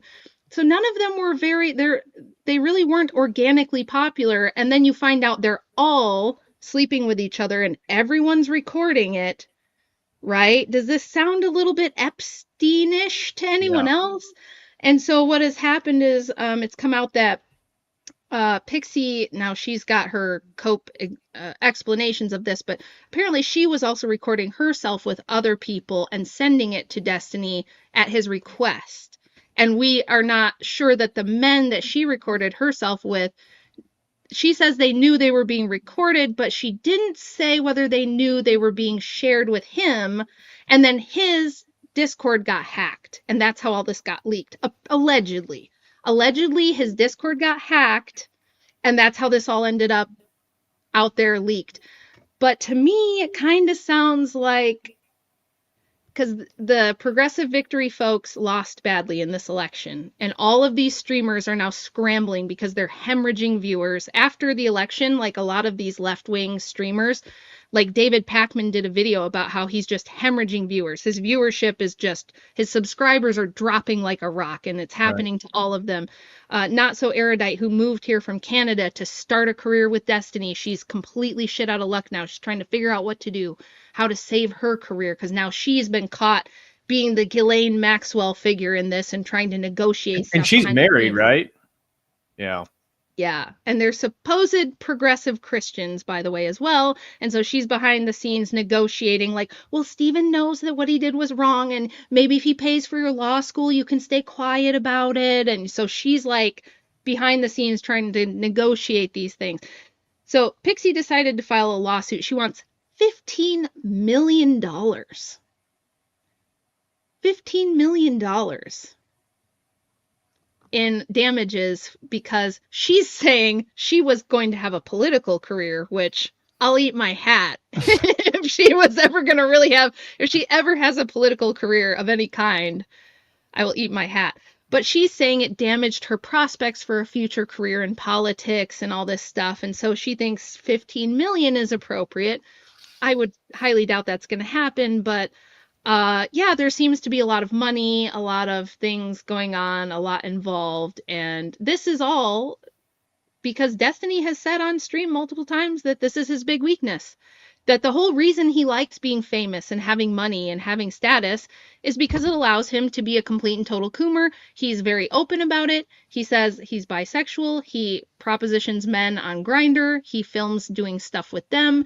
And that if you are a girl and you message him, he's probably going to sleep with you. He's like said this right out in the open. And we don't know what other prominent people there might be videos of him out there floating around with. And maybe this was leaked as a warning to those people. Who knows? I mean, this is all my speculation. I have no idea.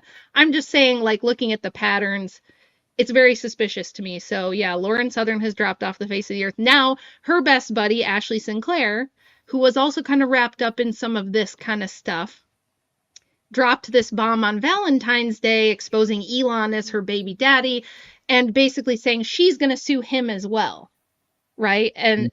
And she's secretly recording their communications and taking that was the thing that screenshots. I thought was so strange, because when it first came out, it seemed like, regarding Elon Musk, he's got multiple baby mamas. He's got, if the alleged child with Ashley St. Clair, which seems to be true, that'd make the 13th child. And what was interesting, that according to Grok, because you could put it in there and ask if Elon Musk's children were done through IVF, and it claimed all of them were. Some claimed that the little boy that's always with him, wasn't, and maybe this was one of the reasons why he seems to like privilege that child over some of the other ones. Don't know. But even Grok then said that he, and maybe it was a community note, said that he was. Now, so it first looked like, okay, so Elon Musk, he has children with multiple girls. Somehow he intertwined with Ashley St. Clair, and he probably propositioned her, or maybe they consummated it and, had children or had a child.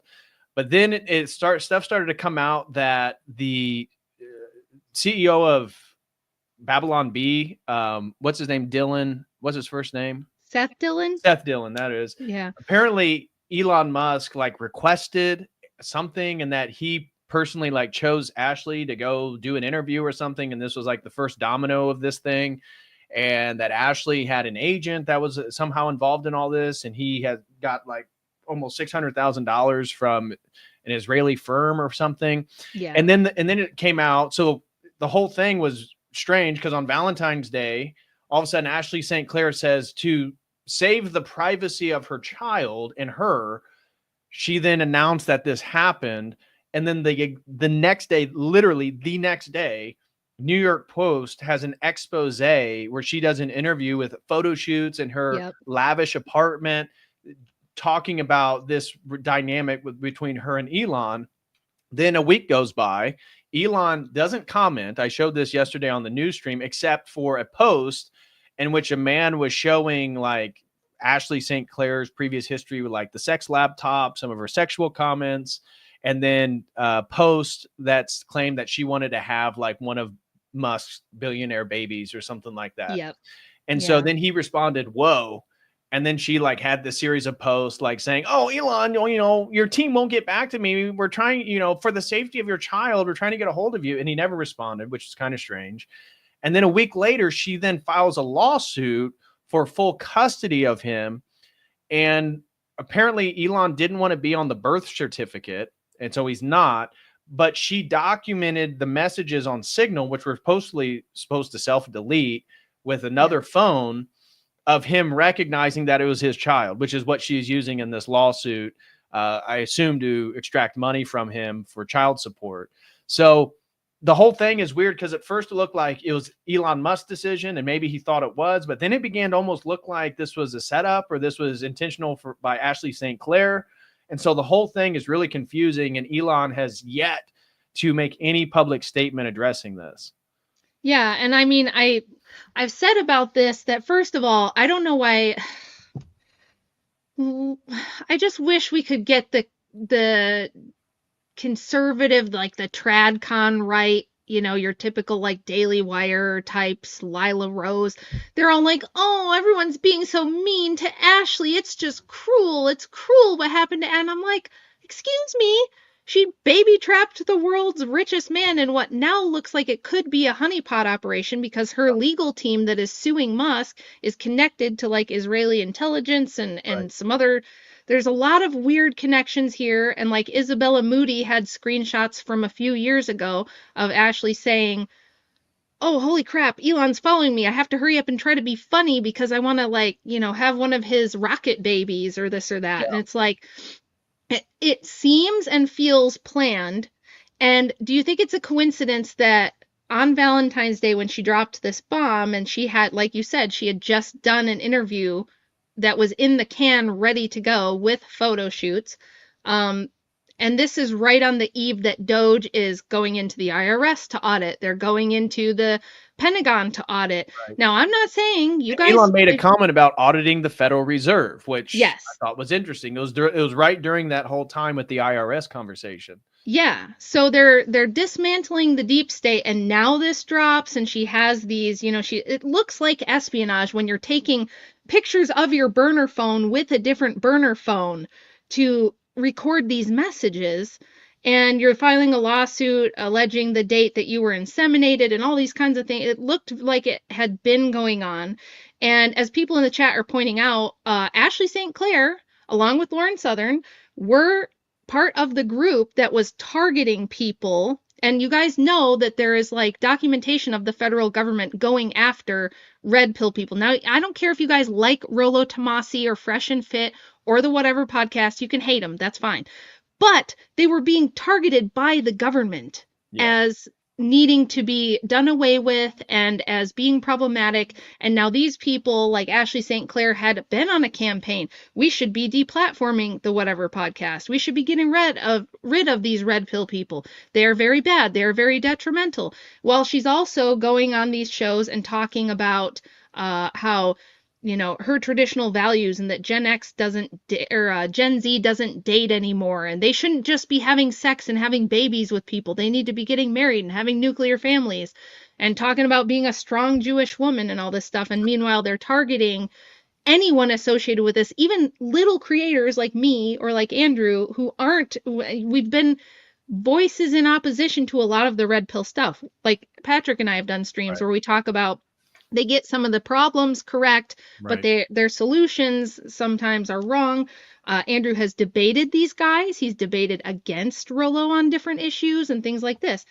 But just because we are even mildly associated, like we're being targeted for destruction, and I have these people in my DMs, and I'm like, why do they care about me? So it's all very bizarre. It's all very strange. I don't know how I ended up even mildly connected with any of it. I have a very weird life that I found myself in, but it just reminded me like this kind of stuff where you see how these affairs behind the scenes and the Coomer degeneracy behind the scenes actually affects whole countries, whole nations, whole empires. It affects all of history, from Cleopatra and Mark Antony to Napoleon and Josephine to Bill Clinton and Monica Lewinsky to Elon Musk and now Ashley St. Clair. And it's so bizarre how these things that you wouldn't think are so influential are like really big turning points in history, and they had major effects. And we're kind of seeing it now, because whether you like it or not, these people, these like podcasters, these streamers, these influencers do have the power to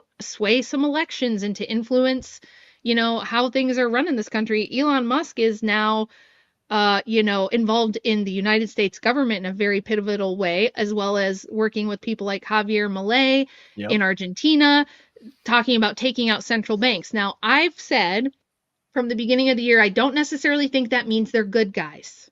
I like some of the stuff they're doing. Yes, please abolish the IRS. Yes, please audit the Fed and then get rid of it. Yes, please audit the whole entire government and do away with some of this New World Order, crony deep state government baloney that we've been dealing with for many decades. Yes, that's all good, no matter how you cut it. Doesn't mean that Elon is like a good guy with good intentions. I feel like this is more like the technocrats kicking out the old order and bringing in their new order that they want. And there's probably going to be some good that comes with it that we like, and there's probably going to be bad that comes with it that we don't like. On the one hand, Elon is very pro-natalist. I think that's great. However, he's not pro-natalist for the right reasons, is he? Because he doesn't seem to believe people are made in the image of God. He's talking about, like you covered yesterday, Memphis and transhumanism and trying to populate Mars. And he's just like this other guy you mentioned, having all these babies with all these different people. It's a very Genghis Khan mentality is how I put it. And so it's all very weird. It's all very strange. Well, and incorporated with that is these tech oligarchs are really really have a lot of faith in some of this like CRISPR and this genetic engineering technology. So I highlighted that Peter Thiel and all these different guys have these companies that literally specialize in like height, intelligence, phenotypes for eyes and hair and skin color, all Yeah. the different stuff that they can like manipulate in the womb to create like a super race. And you can't help but notice that a lot of these guys are really into IVF, Yep. which then allows them to utilize some of these practices to edit and genetically engineer these children, which, like you said, it's not about the imago Dei and the image of God that mankind is, but this utilitarian effort that, well, we're going to spread our seed far and wide and we're going to genetically engineer and we're going to create like super babies so Yeah. they can, you know, inhabit or take over this sort of technocratic structure, which that's exactly what I believe Elon's doing. There's so many things that I like, but at the same Yeah. time, I try to tell everybody all the time, like he's building his technosphere. Like he's Yep. getting like the all everything app is X. Like he's getting all this stuff set and limiting government and making it small and more efficient, which I'm for, is Yeah. also conducive to his efforts to establish the foundations of the sort of technocratic new world order. Yeah. Which I've make been you a nationalist, but it's I've been not. reposting tweets I made in 2022 when Elon first bought Twitter, and I was telling people, I was like, please, you sweet, naive goofuses on the right, please understand that Elon did not buy Twitter as a favor to you so that you could say the N-word or spurg about Jews, okay? If you think he did that just because he really cares about your right to say that stuff, that is ridiculous and silly. He wants an everything app. Right. He wants to have access to all the data. Yes. Not just like deep state levels of NSA data. He wants worldwide all the data. He's developing AI, he's developing Grok. That's why he Right. wants it. He wants it for these things, not so that you can tell the truth about the Jays or whatever you think it, like, no, of course not. So I think also these people are biological determinists, which explains the IVF and the programs to create super babies and the spread your seed far and wide strategy of reproduction, which is why I was once again imploring the silly, naive boomer Christian right who thinks, Ashley is somehow being like, oh, everyone's being very mean to her. I'm like, no. She got a deal with a guy that she knows already has a dozen babies with 4 other women. Right. She had no reason to think there was going to be a marriage. She doesn't even indicate that she thought there was really going to be a relationship other than being the like surrogate mother basically for his child and then receiving financial compensation presumably for the rest of her life. She never has to worry about resources ever again. And now suddenly The rumor is she's receiving $40,000 a month. Right. Well, and she has this huge following on X, which nobody can explain. There's no reason that like 1 million people should be following this chick. She does not have anything really good to say. No. She goes on shows and podcasts and you listen to her talk and you think, why? Like who's inviting her to give her opinions? She's not even good at this, right? So it's like she's clearly being promoted for certain reasons.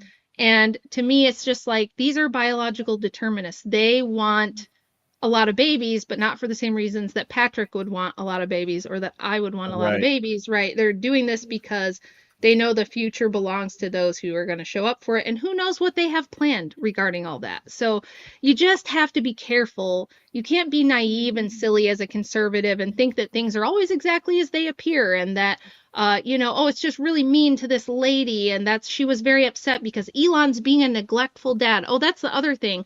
Grimes, his other baby mama. Oh, I saw that. Yeah. She's into bizarre occultism. Jamie Hanshaw's done a show about her that's really good. To, at least when they were together, openly support communism and did a whole photo shoot with the communist. Yeah. Mm-hmm. And the Communist Manifesto. And she's talked about how when she does her music, the way she writes her music is she starves herself for multiple days on end and doesn't sleep until she begins hallucinating and some other entities come in and give her the music. So she's very into occult stuff. Elon back in the day. Transhumanist. Yeah, Elon back in the day was hanging out with Amber Heard and her sex cult as well. He had a long affair with her. So it's like, no, these are not pure people. They're not doing this because they care about you. Doesn't mean that some good can't come from it, and we'll take the good that comes from it, because what else can we do? Right. We can't do anything else. We can't control what happens with these people. But it's like I'm just begging the conservative right not to be as naive and silly and goofy as they've been and think that, people are just being really unfair to poor Ashley St. Clair because Elon should step up and be a real dad. And I'm like, based on what? Well, and it's funny that that narrative emerged because right before it, he was bringing Lil X, which is a very strange name to label a child, just the letter X. But Right. he's bringing his little boy, who is a cute boy, Yeah. everywhere he goes. And then the narrative online was like, oh, look how sweet of a father. I love seeing a man that, loves his children and takes them everywhere. And then like all within that, I was seeing that on X, and like within a week of that sort of narrative and people's kind of spreading that framework, then you have Ashley St. Clair, and it's like, oh, you're not taking care of your child. And maybe this is, I mean, it's beginning to look like some potential honeypot operation or some sort of that. And maybe the goal was, she thought maybe Elon will love me, or maybe he will like bring me around all these places. But if he doesn't, I have this backup plan. Right. And that I'm Yeah, going it could just be that she's vindictive or felt slighted. It could be all, who knows? Who knows? Well, someday we may find out. Israeli intelligence, like her then being the public profile. I mean, that it all works together. Like either way, whether he chose her and she becomes like his public mistress, or I mean, I doubt he would marry her, but his public girlfriend or something. Okay, well, that works. That's advantageous. But if he's not recognizing, which is apparently he went like 5 months and he wasn't recognizing publicly that he had another child. And then now she makes this is another way to sort of get him and then extract that wealth from him. And so it goes both ways. Yeah, it's so weird, all this stuff going on. And then of course today we were promised Epstein files. We didn't really get that either. And it's just. No, I mean, that was such a disappointment. I mean, today to see, I had my suspicions about Pam Bondi, for sure. And I thought Matt Gaetz would have been better. I mean, I don't trust any of these people. Right. But the only person in politics I trust is Thomas Massey. He seems to be totally consistent. Yeah. Even if I disagree with him, I can see the logic in his consistency, and he's a principled man. But besides that, you don't trust anybody. But from what I read, Matt Gaetz was one of the other members in Congress that didn't have an AIPAC guy, along with Thomas Massey. So I thought, oh, well, that's interesting. Maybe, perk up a little bit with things that he says. And he's kind of tuned in with the sort of cultural ethos and things that are happening online.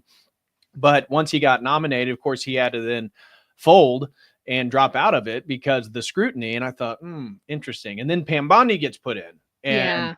And she was the AG of Florida during some of the Epstein, what would you call it? Accusations. Right. They never prosecuted him, but did they even go to trial?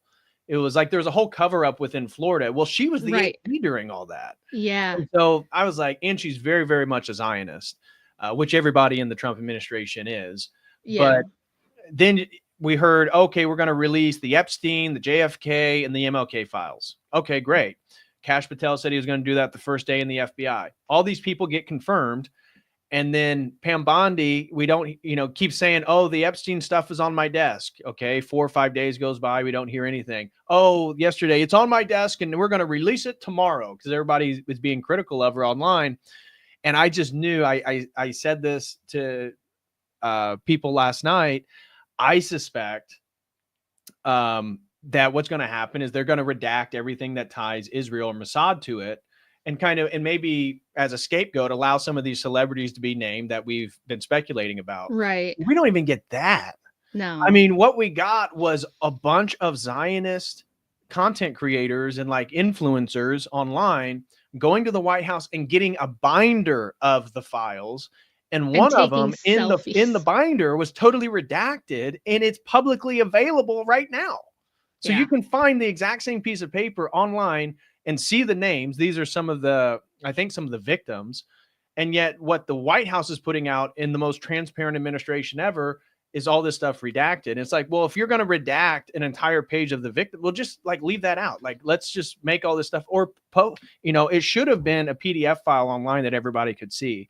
Yeah. So it's like another major disappointment regarding all this stuff. So I don't suspect anything's going to really come from the JFK, MLK, or the Epstein files. I think it's all just going to, and all of them potentially have a connection back to Israel. And that's what's so interesting about all the people they chose today, is they're all sort of ardent Zionists.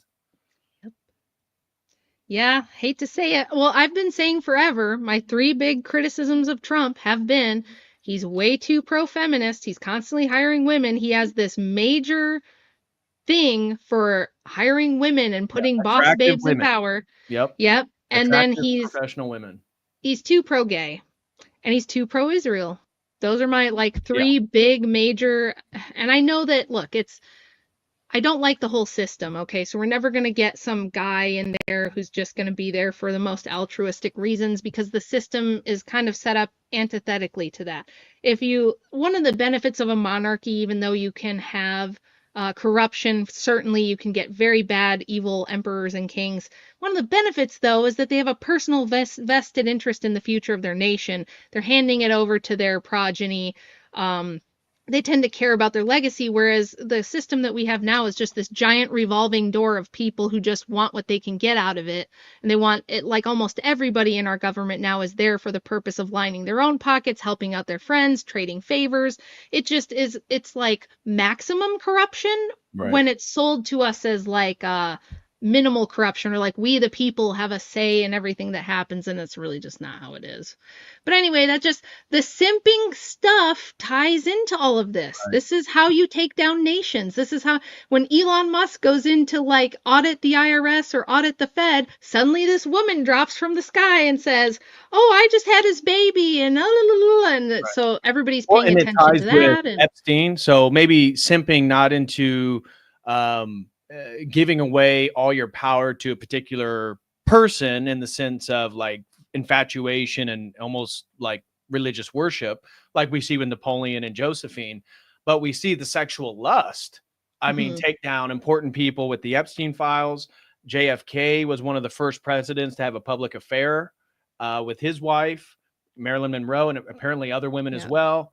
MLK, it's come out, he was a sexual degenerate, and he was having affairs on his wife and hiring prostitutes and all type of stuff. So all 3 of the examples in which we're wanting disclosure on all tie to sexual lust and blackmail on one, a president, second, a cultural figure, and then third, Hollywood and celebrities through Epstein. So all of that connects in one degree, and then the Epstein stuff. And what we see with all of it is if men give into sexual lust and desires and temptations outside of the confines in which they're supposed to exist, it comes to corruption. It comes to degradation. It could be your career, could be an empire, could be your nation, could be your family, could be all types of things, but there's consequences to all this different stuff. And we see that pattern play itself out over and over again. Yep, that's why Andrew's always going so hard against the Coomers. That's why he's always constantly warning, because he's always like, it's always their downfall. They always get them with this stuff every time. Right. So to conclude our stream and kind of wrap it up, I wanted to talk a little bit about Prince Harry just real quick and just throw this in there. And I wanted to sort of give it a pretext by saying that, simping in the powers that be within the British Empire isn't unique to Prince Harry. And first, I wanted to begin with Edward VIII. So for those of you who don't know, Edward VIII became king of the United Kingdom in 1936. This is 20th century stuff, folks. And his reign lasted less than a year because of his obsession with Wallis Simpson, a divorced American woman. So despite being king of the United Kingdom, Edward prioritized his relationship with Wallis over everything else. He ignored the fact that British law and the Church of England forbade monarchs of marrying divorcees. When the government and public refused to accept the marriage, instead of choosing duty over love, which, I mean, if you want to call it love, but he chose Wallis. And so he abducted the throne. And in December 1936, Edward became the first British monarch to abdicate voluntarily. His brother George was forced to take the throne, and Edward lived in exile with Wallis for the rest of his life. the British royal family never fully forgave him by bringing instability to the monarchy. To make things worse, Edward and Wallace were suspected Nazi sympathizers, according, again, how you feel about that, which further damaged their reputation. But again, we see a man of power and stature forfeit a literal empire for a divorced woman from America and spends the rest of his life in irrelevance and basically in disrespect, totally tarnished his reputation. And then the other one that's before Edward, but also noteworthy, is Henry VIII. So Edward VIII, Henry VIII. And so Henry VIII, you guys know, he had 6 wives. King of England, 1509 through 1547, was obsessed with producing a male heir. His first wife, Catherine of Aragon, failed to do so, but his mistress, Anne Boleyn, convinced him that she could. He became so infatuated with Anne, even though she refused to be just a mistress. She wanted to be a queen. Broke from the Catholic Church to do just this act, just to divorce Catherine and marry Anne. Declared himself supreme head of the Church of England in 1534, creating religious turmoil in England. After Anne failed to give him a son, Harry got tired of her and had her executed on charges of adultery, which were likely false. So he broke from the Catholic Church in Rome. Again, there were centuries of religious conflict as well between Catholics and Protestants. His later marriages were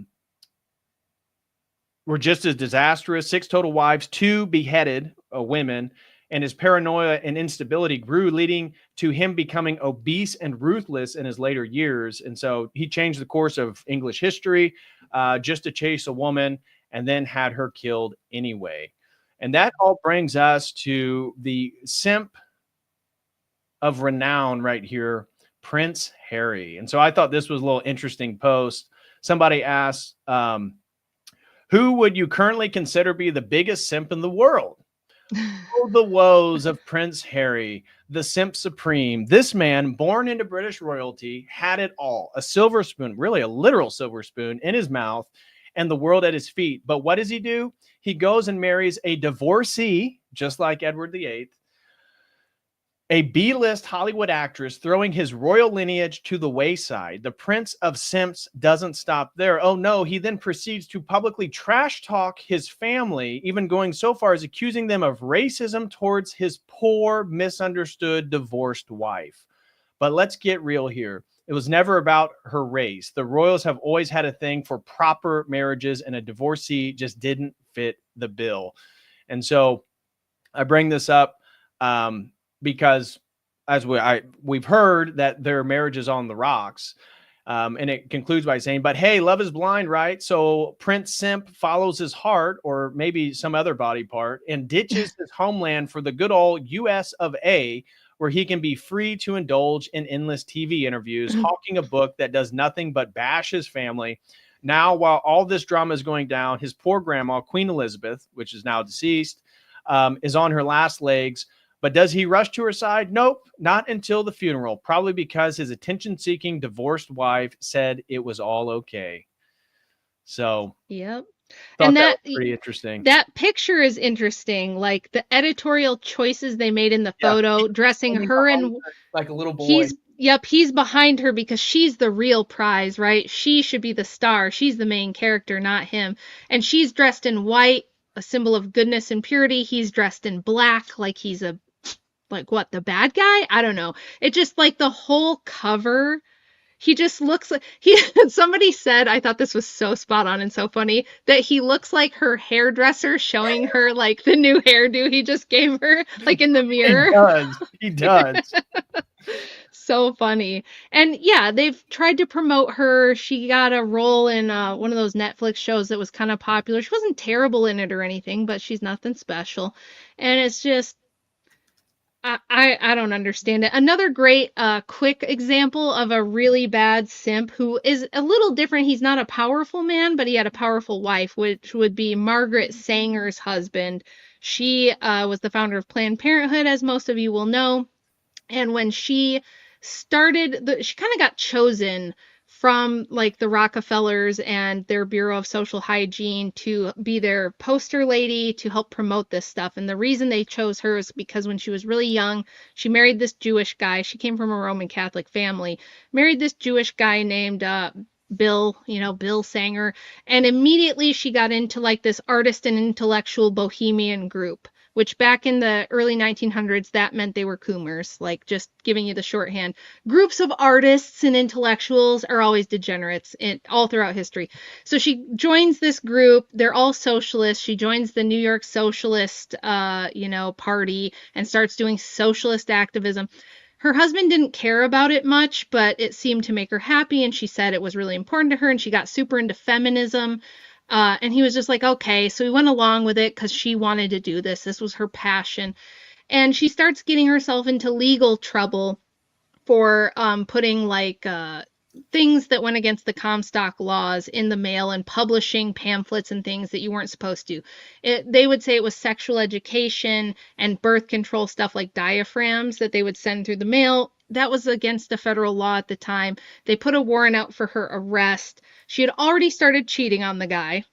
He already was kind of like letting her get away with it because they had 3 kids together by this time. So he knew she was having an affair or several affairs. He kind of just let her do it. She gets herself into trouble. They issue a warrant for her arrest. And what does she do? She skips town and goes to Europe to avoid getting arrested. And he wrote the same simp letters like Napoleon did, begging her to come back, begging her, saying that our children need their mother. I can't hardly take care of them all. If you don't come back, they're going to arrest me. She responded with a letter telling him she wanted a divorce. Because at this time, she's over having affairs with like Bertrand Russell and Havelock Ellis and all these famous coomers over in Europe, working for the Rockefellers, getting paid money by them.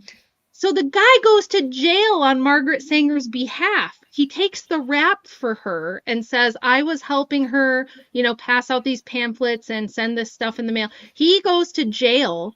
She comes back to the United States for something. I forget what, just like for a short time, doesn't even visit him in jail. He's begging for her to come see him while he's in jail on her behalf. Didn't even bother. And then left their children with... the sons went to a boarding school and they left the daughter with like this hippie commune of weirdos, and the daughter got sick and died while mama is off running around gallivanting and dad's in jail. So, and her one son never forgave her for any of this. The other son ended up being like an extreme hardcore leftist socialist like her and took over Planned Parenthood. I think he wanted the money and stuff more than anything, but seemed to share her views. But yeah, it's just like, again, we see a man who is like begging and trying to, get her to come back, and she's already off with other people. A woman who's disinterested. Else. Yeah.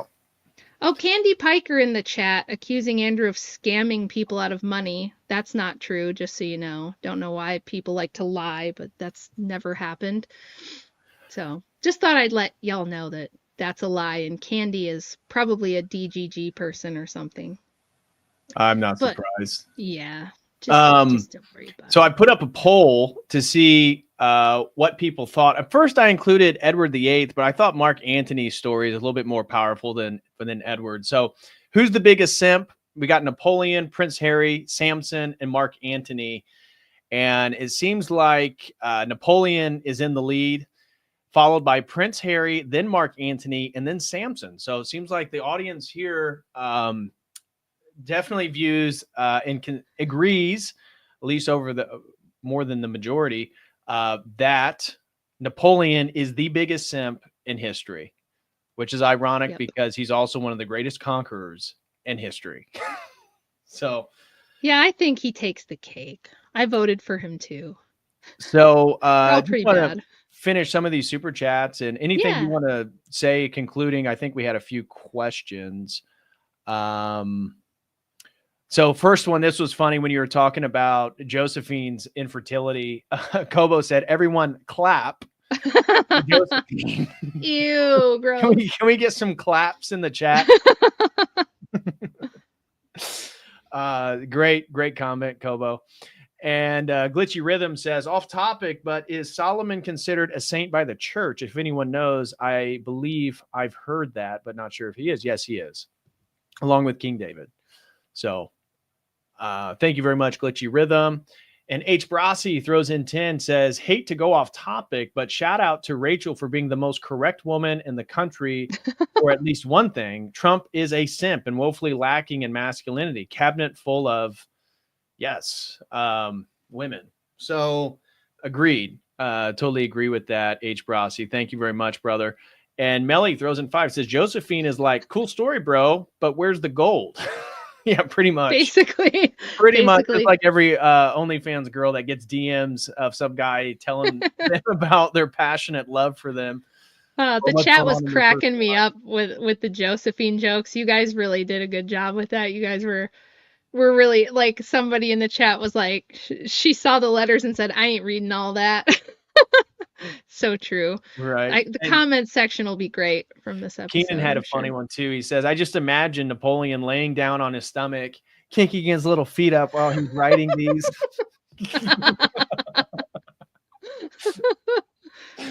Dear Josephine. I detest you, you beastly little slut, but I can't wait to caress you. I'll give you a million hot kisses. Bonaparte.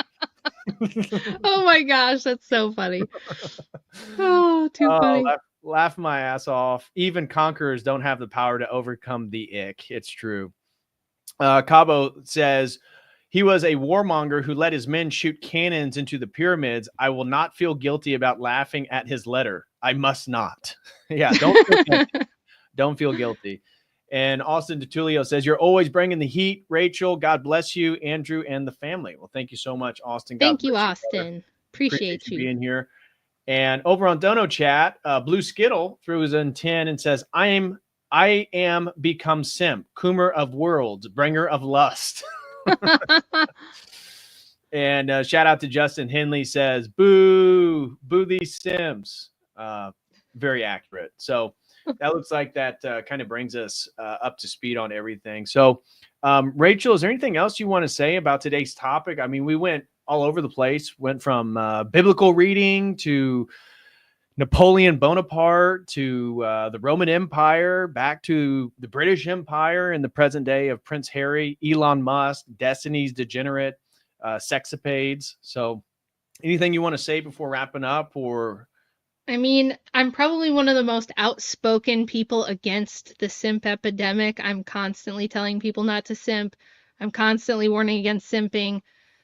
And the reason is because you can't expect the women, not that I won't try, and you guys know that I try, but you can't expect the women to stop the behavior if they know that you can get the most powerful men on earth to give you whatever you want by using your feminine wiles. I mean, they're going to do it. So the only hope is for men to not. right. And to the extent that the great and powerful men are going to fall for these shenanigans is the extent to which we're all going to suffer what happens when the great and powerful men simp. So please don't simp, fellas. Please, I'm begging you, stop. Right. Promote my upcoming debate. Do I have a debate upcoming? I think I have a couple. I was going to debate that idiot misfit patriot guy, but after Jay proved that he was literally dumb as a box of rocks, I declined that one. He's still pestering me to try to get my attention, but I don't care. I do Some have people are just too dumb to debate. Like it goes nowhere. Exactly. And I was like, it'll just be a huge waste of time. It'll just be silliness. And sometimes I'm willing to engage in silliness debates with dumb people if I think that I can at least prove a point or there's something that can be gotten out of it. But Jay completely demolished that guy, so there's just really no point anymore. I do have something dropping soon on modern day debate. When we were at DebateCon, Andrew and I both filmed a Jubilee style like rapid fire debate session, so you can enjoy me destroying 4 young men who decided they wanted to debate me on topics of my choice, and simping did come up. And one of the guys was very simpy, and I had to go hard because it was my job, okay? It was the task with which I was assigned, so I heartily destroyed him, and that will be very fun. I can't say they were good, but I could say that they tried. And I guess we're I guess James wants to come to Detroit and do more of those with both Andrew and I. So just waiting for that to drop soon. And then there's on Rattlesnake TV, there will be a vlog of me and Andrew and Jake and Vinny doing some more shooting. We had some friendly competitions. So if you've ever wanted to see me shoot guns for some reason, I But you guess you'll said get to Jay, do that. that's Dyer? No, Jake Rattlesnake and his Jay. brother. I'm Yeah, sorry, his I brother thought I heard Vinny. Jay. Oh yeah, I saw the Mhm. video of Jake Rattlesnake going to your guys' house, and the Yeah. Australians getting a little taste of American freedom. Oh, you would love those guys. You and Jake and Vinny would get along just like brothers. They very much remind me of like an Australian version of you in a lot of ways, or maybe like a young Andrew in some ways, but super nice guys, really like them. Jake and Andrew have a channel they just started together where they're going to do a news show. That first episode to that should drop today or tomorrow. So there is some stuff starting to come out. I'm going to try to be doing more streams on my channel now. I'm trying to get back to finishing the book, and I feel like I have a year and a half worth of stuff to catch up on, but you guys will know. Just follow me on Twitter or on my YouTube, and you'll find out everything as it comes out. Great. Last super chat that just came in. H. Brossi asked a genuine question. Do I need to repent for hoping all parties involved in these modern simp fests never repent and suffer the forever ill? I'm going to say, take that to your spiritual father. Yeah. He's Brossi. So I can understand some of the animosity directed to those people. I feel the same. But for anything concerning your salvation, talk to your spiritual father about that. But funny nonetheless. Do appreciate the support, H. Brossi. God bless you, brother. So yeah, anyways, everybody have a great Lent. It's that time of year. Wishing the best for all of you guys, that you'll have a blessed Lenten season. So absolutely, yeah, we are already beginning our fast as Orthodox. So this Sunday is Cheese Fair Sunday, and then it's kickoff for Lent. So we got Forgiveness Sunday on Sunday. Well, and then don't mean to be repetitive there, but just clarifying. And then yeah, we're in Lent, so we got 40 days of Lent, and then Christ resurrects. So God bless you guys in your Lenten season. And H. Brossi just throws in 5 more, says, for the goal. Thank you so much, brother. Really appreciate the support, guys. God bless you all. I love you guys.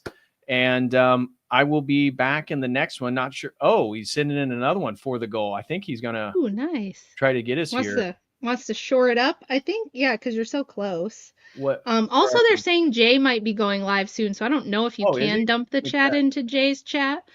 Let me see. We can definitely rate Jay. When we're live, I don't ever check to see if somebody, so I never know. Oh yeah, 8:15. Yeah, he's right around the corner. Let me change the settings here. Oh, thank you so much, H. Brossi. He's coming through in the clutch right now. We got 2 more, and then we hit our goal. Moldy Apple says, who is Jay Dyer? Is he nice? I've heard he's very mean. Almost as mean as Andrew and Patrick, also sometimes very mean. Me, also ruthlessly mean. Horrible person. We're just terrible. We're the meanest of the mean. I loved another wine mom called in to tell Jay that he was a panderer, like a Mormon wine mom this time was very upset and called him a panderer. It was very funny. They always call in all mad and drunk. I'm just like, what are they doing? I don't know why he like attracts angry drunk ladies on Twitter. It's kind of funny. Oh gosh. What oh my gosh, I just slipped my mind. There was another e-drama thing that was going on. I was curious if you had followed it. What was it? Oh, we just hit the goal, guys. Thank you so much. Austin Julio sends in 5. H. Brossi says, I'm carrying right now. Yes, you are, brother. And then Gary Newman threw in 2. Thank you guys so much. Really appreciate it. Gosh, dang it. I totally slipped my mind. Maybe it was I was thinking about it earlier. May have been the Epstein stuff. And was curious what your thoughts were on all that. Trying to think of what. There's been more e-drama with the Protestants. I swear I don't try, but it's like I'll say things that just kick the Protestant hornet's nest like crazy. I know there was already some stuff with like Joel Webbin and things, Yeah. different various parts of Twitter and the Protestants, but I said, you know, because they like to go on these tirades against Mary, and I actually had it in my notes here that I wanted to mention at some point in the stream that it seems to be like another bizarre phenomenon that Protestants, when you did your stream the other day about how Protestantism has failed, which I told everybody to go watch because I thought it was so good, and you made all the points that I would have ever wanted to make, but you do it much better than I would. Oh, And thank you. You're too sweet. Well, they just, you know, they attack Mary. They'll say she wasn't a virgin. She was an evil sinner. You know, she's just as bad as any other woman. And I feel like it's part and parcel of this weird simpy thing where it's like these women that they come from a bad past. They do the born again virgin thing. And then all they do is Jesus posting all day and defaming Roman Catholics and Orthodox because we worship Mary. And they just want us so desperately to believe that the Virgin Mary is bad, that she wasn't anyone special and she wasn't holy and she wasn't sinless and she wasn't blameless and she wasn't a virgin, and stop saying that stuff. You guys are, you know, it's like, I don't know how, but I feel like that ties in with this stuff, that these women from these backgrounds, they want to deny this so badly. And it's like they don't want that sticking point. Yeah, that literal reality and the archetype of feminine beauty, purity, and chastity being something to actually strive for. So they desecrate the Theotokos in order to do that. Yeah, it's like it grinds my gears, and I have to be careful not to let myself get angry and start like really reacting, because I know that's why they post it and that's what they want. But to me, it kind of goes along with this modern Protestant mindset of just rejecting the church, rejecting, you know, holiness, mysticism, like all the aspects that you mentioned in your video the other day. So I just thought it was funny that the Protestants are having another go off about the Theotokos right now on Twitter, and they just insist on trying to be as blasphemous and nasty toward her as possible. And it's deeply offensive to me, and I really don't like it. But did you see that video of George? Was it George Janko or the guy that was with Logan? Yes, that was one of the things with the Eucharist, right? So now they're also saying that you're a cannibal if you believe in the real presence. And it's like, I think they're in their death throes. I think that when people like you do videos like that, pointing out just how badly it's failed and just how weak and lame and silly Protestantism is, like, I don't know how you can learn about Orthodoxy and ever go back to that. Like, I could never.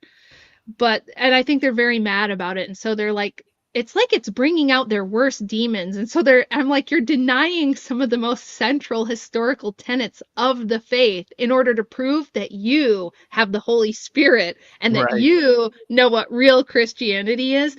And it's just, to me, it's so obvious.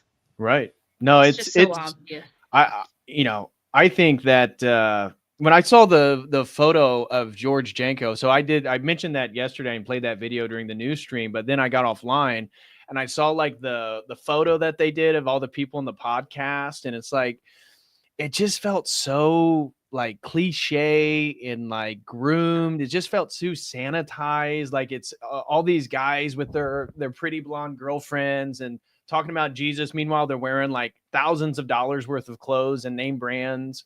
And they're sitting at this mansion next to this beautiful pool. And it's like, this is Protestant Christian. It's like they try to lure you in with the accoutrements of worldly success. And it's like really all they have left is the prosperity gospel. I know. Because that is their mysticism. I mean, for much of these people, it's like, you know, you be a good little Protestant and God will reward you with financial and material rewards. So it's crazy. I think they can feel it. And apparently, you know, that Joel Webbin in Texas, he had lost some parishioners to Father Moses's parish. And I think that's what's kind of stirred his animosity. And I even text Father Moses. I was like, it seems like he's talking about you because he keeps talking about like lifting weights, masculinity, lifting weights. Yeah. And then he was like, yeah, I met him one time on the street here in Texas. So I was like, okay. And then there was a rumor going on X that he had lost some parishioners. Like, okay, now it makes sense. Now it's beginning to make sense. H. Brossi said, I have a genuine. Oh, no, he already said that one. Then he helped me reach the goal. Major thank you, brother. And then Gary said, Jay has been nice since 2025. And then Jason McGinty says, Prince Harry, hands down, the biggest simp. The other three at least did great things in their lives. Harry is famous solely for being a simp. That's actually true. That's actually a really good case. It's a good point. For Prince Harry being the worst, because at least the others did something. He but he served in the military, but he was like never, was he directly in action? I'm not sure. I don't think he was. I don't know. He might have done some really light duty at the tail end of like the war on terror stuff, but I don't remember. But certainly wasn't at the level of Mark Antony or Napoleon. No. So no, really good point there, Jason. I think you may sway some votes. I know people have already, it's now Napoleon's at 50 and Prince Harry's at 25. So Prince Harry's making a comeback here. And then H. Browsey said, go hit, the world is officially rescued from the Antichrist. That is true. That is actually true. Let's go. And Blue Skittle says, Rachel was killing me in the space after the Mormon chick. Yeah, the Mormon chick came on and I had to jump in because people, my critics like to go, Rachel, how come you don't debate the smart feminists? Why are you always arguing with ex-prostitutes? And why don't you go after the smart feminists? I'm like, if you can find me one, I've been here waiting. I've been trying for years. But generally, when you do get women in a debate, what they do is freak out and have a meltdown and get really emotional. It's not that men don't. Like Jay pointed out, there's plenty of like men that come into Jay's spaces or try to debate Andrew, and they do the same thing. It's just that even really smart women, most of us, our brains don't work that way. I'm just weird. I'm just abnormal. I'm not even saying like, oh, I'm special. I'm just saying I'm actually abnormal in that way. And I figured out a way to make it work for me, I guess. I don't know. H. Brossi said, last one, I asked Jay about it the other day on Spaces, but it would be great to see you guys just end this Protestant woman online ministry. This is one of my big goals. On Paula White, the women Protestants, especially pastors. Oh my gosh. I know. Well, I'm taking it upon myself as a project. Like for the rest of my life, I plan on writing polemics against it and debating women who are for it. If they ever will, they almost always tell me no. Almost always. I've contacted various female ministers and things like this, but just me telling Nala she was wrong about a few things, people freaked out so bad and they disingenuously clipped that exchange to make it look like they tried to make it look like I just viciously attacked her out of nowhere for no reason, and she's just this sweet brand new baby Christian who just didn't know, and that is not what happened. If you go back, she rejected the divinity of Christ. She said, by the time I got on the stream, first she started it by saying, I'm here because I have a bone to pick with Andrew. I want to fight with him. She literally said she was back to yell at him. When, if you guys remember, when she first converted, he was on the show with her, the infamous show where she wore the Spider-Man costume. Right. And he wasn't particularly harsh on her. He did put her to some questions. But when she first converted, he was very supportive. He said, let's wait and see what she does. Let's not assume the worst. Let's give her some time. Time will tell. Let's see what happens. He wasn't even one of the people who went after her. But what people do is they like wrap us up with other people they think we're associated with, and then they think it's like the same thing as us saying it. So if Pearl says something, it's the same thing as if it came out of Rachel's mouth, even though we haven't done anything in 2 years together. Or a year at least. But she was trying to fight with Andrew about like theology and church history, clearly having no idea what she's talking about, refusing to be corrected. The pride and hubris and the aggressiveness was off the charts. Then she demanded to speak to me, because they always do. How does your wife feel about this? And what does your wife think? I want to talk to her. So I came downstairs and I said, listen, you're teaching a bunch of blasphemy. You shouldn't be doing this. Like, take some time to learn the faith and, go through some catechesis. Live your life for a while before you come on here and try to tell people like Andrew what's what. Right. And but my dad was a pastor, and I sent him. My dad was a pastor. Yeah. Yeah, but she's saying Jesus isn't God. He was the Son of God. Those are different. She said she doesn't believe in the Trinity. Like, what even is that? It's stupid. And then she told me the Eucharist is just grape juice and crackers, bro. She goes, what? It doesn't even mean anything. It's just grape juice and crackers, bro. Like, what are you upset about? Just like it was actually that she was the one being aggressive, not being quiet, refusing to be corrected, being super prideful, coming for us. But what happened is TikTok, all these like evangelicals on TikTok, they sliced and diced those clips and re-edited them to make it look like I just was a nasty, jealous older woman attacking the pretty sweet girl. And Oh, it was such of baloney. course. But I don't care, right? I Right. don't care. That's fine. They're going to do what they're going to do. The reason I feel like I have to say something about the female preachers is because, like, I was talking to Father Moses after what happened with him, and I said, I don't think you guys understand what these women will do. Even women who say they're Orthodox sometimes. There are a Yep. few who will attack you. They will write letters to the bishop. They'll accuse you of all kinds of things you didn't ever do or say. They feel justified doing it, and they will use all kinds of sneaky tactics to get you taken out. There was a couple of these women on Twitter who were bragging about that very thing, saying, oh, I got my priest removed. I wrote my bishop and got other women in my parish to write the bishop until they got my priest removed and put in a different parish because he was a misogynist. Oh my Right. And gosh. they're bragging about it publicly. And then I'm the one who has to step in and say, oh, there won't be any of that on my watch because I'm a woman. So they can't attack me with the same things. They can't say they can. They can try to say I'm a misogynist or I'm mean to women. It just doesn't hold the same weight. Right. So I feel like put me out front and let me be the cannon fodder and take some of the heat and take some of those hits from these women so that they don't go after the priests. I'm happy to do that. And Right. yeah, if I can do anything with my life before I leave this mortal coil, I would love to crush the female deaconess thing and the female ministry stuff as much as I can. Amen. I hope you do so. Glitchy Rhythm said, same Rachel. Once you learn a little church history, how could one go back? Crazy. Thanks, guys. Bye. Thank you very much, Glitchy Rhythm. And H. Brassi says, my thinking is they can't get away with calling you guys mean like they can with just lying, calling Andrew mean. At some point, their followers have to see the flaw in their biblical quote mining. Absolutely. Yeah. And I starred this last comment, and then we'll hop off, is Ian McIntosh said, I was in the British Army at the same time as Ooh. Harry. He served 10 years in the Blues and Royals, Posh Boy Regiment, and did 2 tours of Afghanistan. He was in combat, but protected from any direct action. His nickname was the ginger-haired bullet magnet. Oh, man.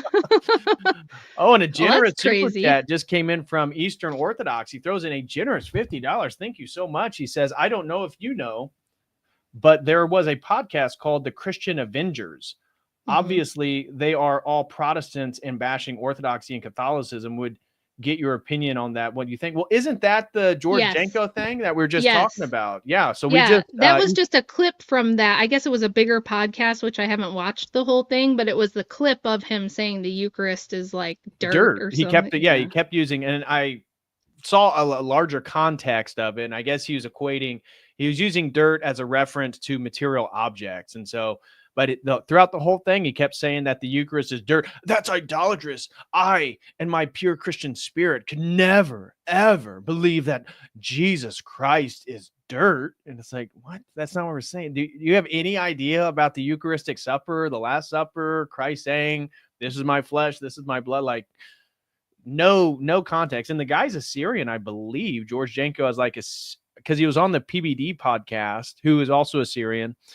And I believe PBD is a Syrian Christian, which is like Oriental Orthodox.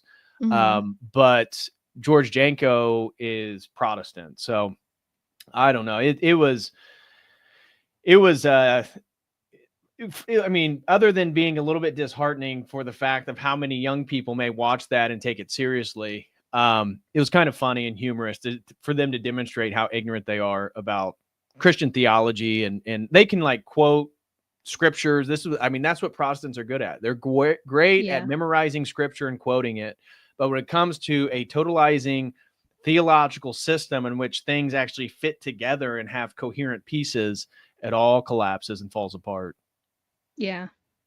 So Yeah, it's frustrating because you can't teach them the whole theology in a tweet, and you can't, a lot of them don't want to hear it, and it wouldn't matter how much you proved it, they just don't want to hear it. So you have to pick your battles wisely with that sort of thing. But I think like what you do with your show is probably the best way, because the people who are like kind of questioning or have doubts are like, okay, well, what's their argument? They're going to come and look, and you can change their minds. So, well, God willing, hopefully that's the case. But yeah, we'll see. I certainly have heard, and many people have been emailing me that are moving from that Protestant realm into Orthodoxy. So I think yeah.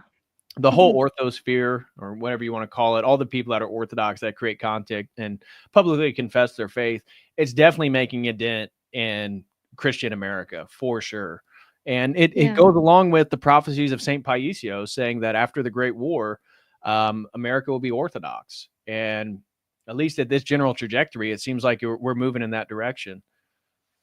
It's very exciting to see. I'm pretty stoked about it. Like even my tiny little church just has catechumens just pouring in, and the pews are, well, we don't have pews. We have a few chairs, but it's getting more full every Sunday, so it's great to see. Yeah, my church, we have on a full Sunday 50 to 60 people. Yeah, that's and about right now what we have mine is. 11 catechumens, which is the most our church has ever had, and it's all basically men. So very exciting times. We have a few ladies. Great. We do have a few ladies, various ages, everything from like maybe late teens to like a lady who is, she actually started coming with her son who's like in his early 20s. So I think she's maybe late 40s-ish. But yeah, so it's just cool to see new faces every Sunday. And it's funny because some of them recognize us and they don't want to say hi. They're like, but we always go up and say hi to them, of course. So it's fun. Yeah, Orthodoxy is a small world, so it's interesting, some of the social interactions. If you make content, you actually go to an Orthodox parish, because so many of us are consuming similar content online. Right. Yeah. H. Rossi throws in 5, says, LMFAO, we witnessed an extra 20 minutes of stream by spamming super chats. We appreciate all you do for us. Well, thank you. I appreciate all you guys do for us. So God bless you all. A special thank you to Eastern Orthodoxy for such a generous super chat. And with that being said, guys, we are going to conclude. I've already added, if you're here on my YouTube channel, I've already added Rachel. Go subscribe to her channel. I believe you got more content coming. You're kind of going to get back into the swing of things. That's the plan. God willing. Yeah, you dominate me on X. I'm shadow banned. You can't even search me. So, but you're doing great stuff. Keep trying to tell people to follow you on there. So, well, I appreciate it. Any little bit helps. So thank you so much. And, somebody just sent in a super chat on Streamlabs. Let me just see that real quick. Yes, Texas Guy 88 just sent in a generous $100. Wow. Nice. Thank you so much, Texas Guy 88. He says, I'm one of those former Protestants that is in the process of inquiring into Orthodoxy because of people like you and your channel, as well as Jay and Andrew. I appreciate you. Really changed the course of my life. Well, glory to God. Texas Guy 88. Thank you so much, brother, for that support. That is very generous, and I greatly, greatly appreciate it. So thank you so much. Now, with that being said, I'm going to send you guys over to Jay. I don't know if he started yet or not, but I have it all teed up. So you guys are about to go raid Jay. It's only 8:23, so he's probably going to wait another 30 minutes before he starts the live stream. Just FYI. You can enjoy some cringe core while you're waiting. Yeah. But I'm going to send all you guys over there. Thank you so much, Texas Guy 88. Thank you so much to Eastern Orthodoxy and everybody who supported the stream today. Really appreciate it. And I definitely appreciate you, Rachel. God bless you and Andrew. I appreciate your guys' friendship. I appreciate what you guys do. And looking forward to meeting up and then having a little bit of reunion in Milwaukee when our friend Chase Haggard is getting married. So, and you said Jim Bob's going to go, so I'll be able to meet Jim Bob in person for the first time. I've talked with Jim Bob. I mean, he was the first live stream I ever did, and I've talked with him all the time since then. So it's going to be great to finally meet him in person and meet his lovely wife. So we'll all get to have a little bit of a reunion, and you guys will be able to meet my wife because you haven't met Jenny yet. I'm so excited. I'm so excited about that and getting to meet Meg Bob in person too. Yeah. So it'll be great. And we'll get to meet Chase's new wife. I've talked to her on the phone and stuff, but I haven't gotten to see her in person yet either because she lives far away. But yeah, it's going to be very exciting. Now we just have to pressure Jay and Jamie to go. I know. Yeah. Jay and Jamie need to go. Then the whole crew will be there. We'll have a great night. Yeah, it'll be fun. It'll be fun. It's going to be We'll have fun. a great time. It's going to be Yeah. fun. It's going to be a wedding. We're all Orthodox. We know how to have a good time. That's for sure. And I love weddings and babies. Everybody knows this about me. I'm such a nerd when it comes to like weddings and babies. I get so excited and I make a fool of myself, but it's fine. Well, even before then, we should, if you have free time, I know you guys are busy, but we can definitely schedule another stream and talk about something that comes up. So, Rogue Runner just sent in $2, says, I'm 23 and you and Andrew have helped me immensely. Well, glory to God, Rogue Runner. Really appreciate that, my man. If we've helped in any way, we're humbled. I'm sure Andrew would feel the same way. Yeah. And glory Andrew be to always, God. if Andrew was here, he'd take a drag on a cigarette and he'd say, hey man, you were looking for the truth. And if you knock on the door, the Lord's going to answer it. I just happened to be there at the time. That's what he would say. That sounds about right. Yeah. All right, guys. God bless you all. Love you. And I will see you in the next one. So as always, until then, God bless.